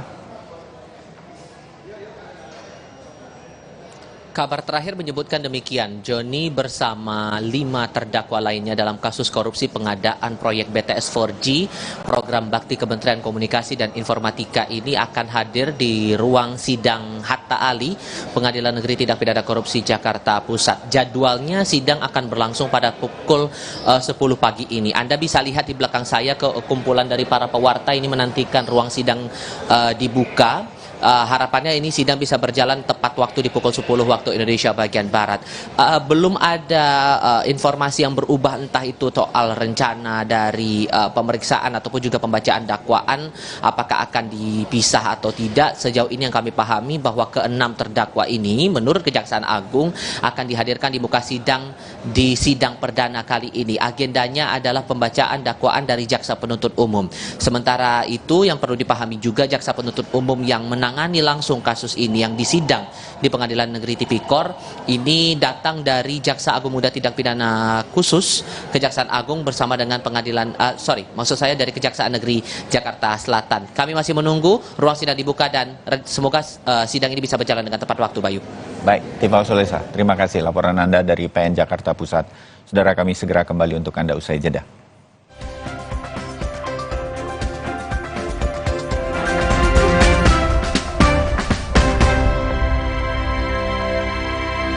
Bayar tunai, paham? Silakan. Gak usah gugup, aku dulu. Diciptakan oleh alam, 100% murni air mineral pegunungan. Kerja tiap hari, bikin otot nyeri. Cakep. Cakep. Nyeri otot nih. Neoremasil tablet dulu. Ahlinya redakan nyeri otot dan sendi. Pak, ayo. Aduh, nyeri, kram, kesemutan. Nyeri disertai 3K. Neoremasil Nuro, kembali aktivitas tanpa nyeri dan 3K. Paham bedanya? Nyeri otot sendi, Neoremasil tablet. Nyeri dan 3K, Neoremasil Nuro. Paham. Neoremasil terus bergerak, terus maju. Little bit of that sweetness. Think this is it. You're loving this. Lick, Scan Oreo Blackpink dan dapatkan pesan personal dari Blackpink. Oreo Blackpink. Kakekmu yang itu juga dong. Tapi gigi kakek. Gak usah khawatir. Poliden adhesif membuat Anda bebas nikmati setiap gigitan dengan kuat dan cegah terperangkapnya sisa makanan. Poliden Cleanser, bunuh bakteri lebih kuat dari pasta gigi. Bosen nih. Diputar, dijilat, dan dicelupin. Oreo Soft Cake, selezat Oreo, selembut cake. Baru Oreo Soft Cake kemasan isi 3. Praktis 3 kali lebih seru. Kata orang, gue itu si paling kerja, syuting seharian, tiba-tiba sakit kepala, mau minum obat, takut ngantuk pas kerja. Beli Oskadon. Pancen oye. Nggak bikin ngantuk. Pas wawancara, ada yang sakit kepala, untung ada Oskadon. Tapi belum makan. Oskadon, oke diminum sebelum makan. Oskadon, oke buat sakit kepala. Bekerja aktif di pusatnya, dapat diminum sebelum makan, tanpa ngantuk. Oskadon, solusi oke, sakit kepala. Oke kan? Oke. Di cerita saya, kenapa setiap minum dingin, saya merasa ngilu. Itu semua karena memang dia memiliki kondisi gigi sensitif. Ada kemungkinan kondisi ini akan semakin memburuk. Saya merekomendasikan Sensodyne, teruji secara klinis untuk menenangkan gigi yang sedang ngilu dan memberikan perlindungan hingga 24 jam. Sehingga kamu tidak perlu ragu lagi untuk mengonsumsi makanan dan minuman yang kamu suka. Ini sangat bagus. Aku pilih Morinaga karena triple bifidusnya bantu jaga daya tahan tubuh dan dukung proses belajarnya serta optimalkan tumbuh kembangnya. Karena waktu tak bisa kembali. Morinaga. Hamil. Tahukah Ibu, protein penting untuk pembentukan organ tubuh bayi. Prenagen Mami sumber protein, DHA, dan asam folat. Nutrisi lengkap untuk ibu dan buah hati. Rasanya enak, tidak enak, nggak bikin gemuk.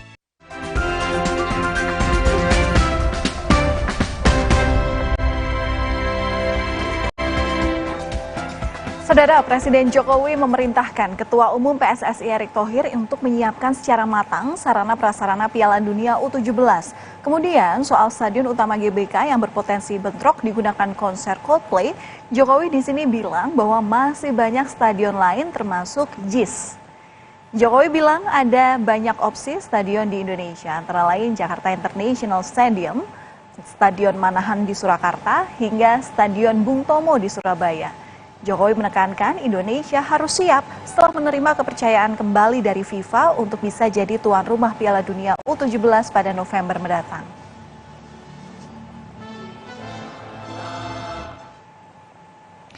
Kalau menurut saya nih, bareng aja. Tapi Pertandingan dulu, babak pertama, half time-nya konser Coldplay, baru babak kedua. Tapi nanti Coldplay jadi nggak bisa ini campaign sustainability itunya. Iyalah, Karena ya, panggungnya kan udah di-set sedemikian rupa. Ya, nanti satu dicarilah ya. jalan tengah. Solusinya seperti apa. Semoga keduanya ya harus benar-benar terlaksana ya Bayu ya. Amin. Harus. Untuk menjaga kepercayaan, kemudian juga untuk menghibur masyarakat Indonesia. Betul. Nah, informasi tadi mengakhiri Sapa Indonesia Pagi hari ini. Kami pamit dulu untuk bertemu lagi mulai besok pukul 7 waktu Indonesia Barat. Saya Bayu Sutiono. Dan saya Valentina Sitorus. Terima kasih sudah menonton. Sampai jumpa.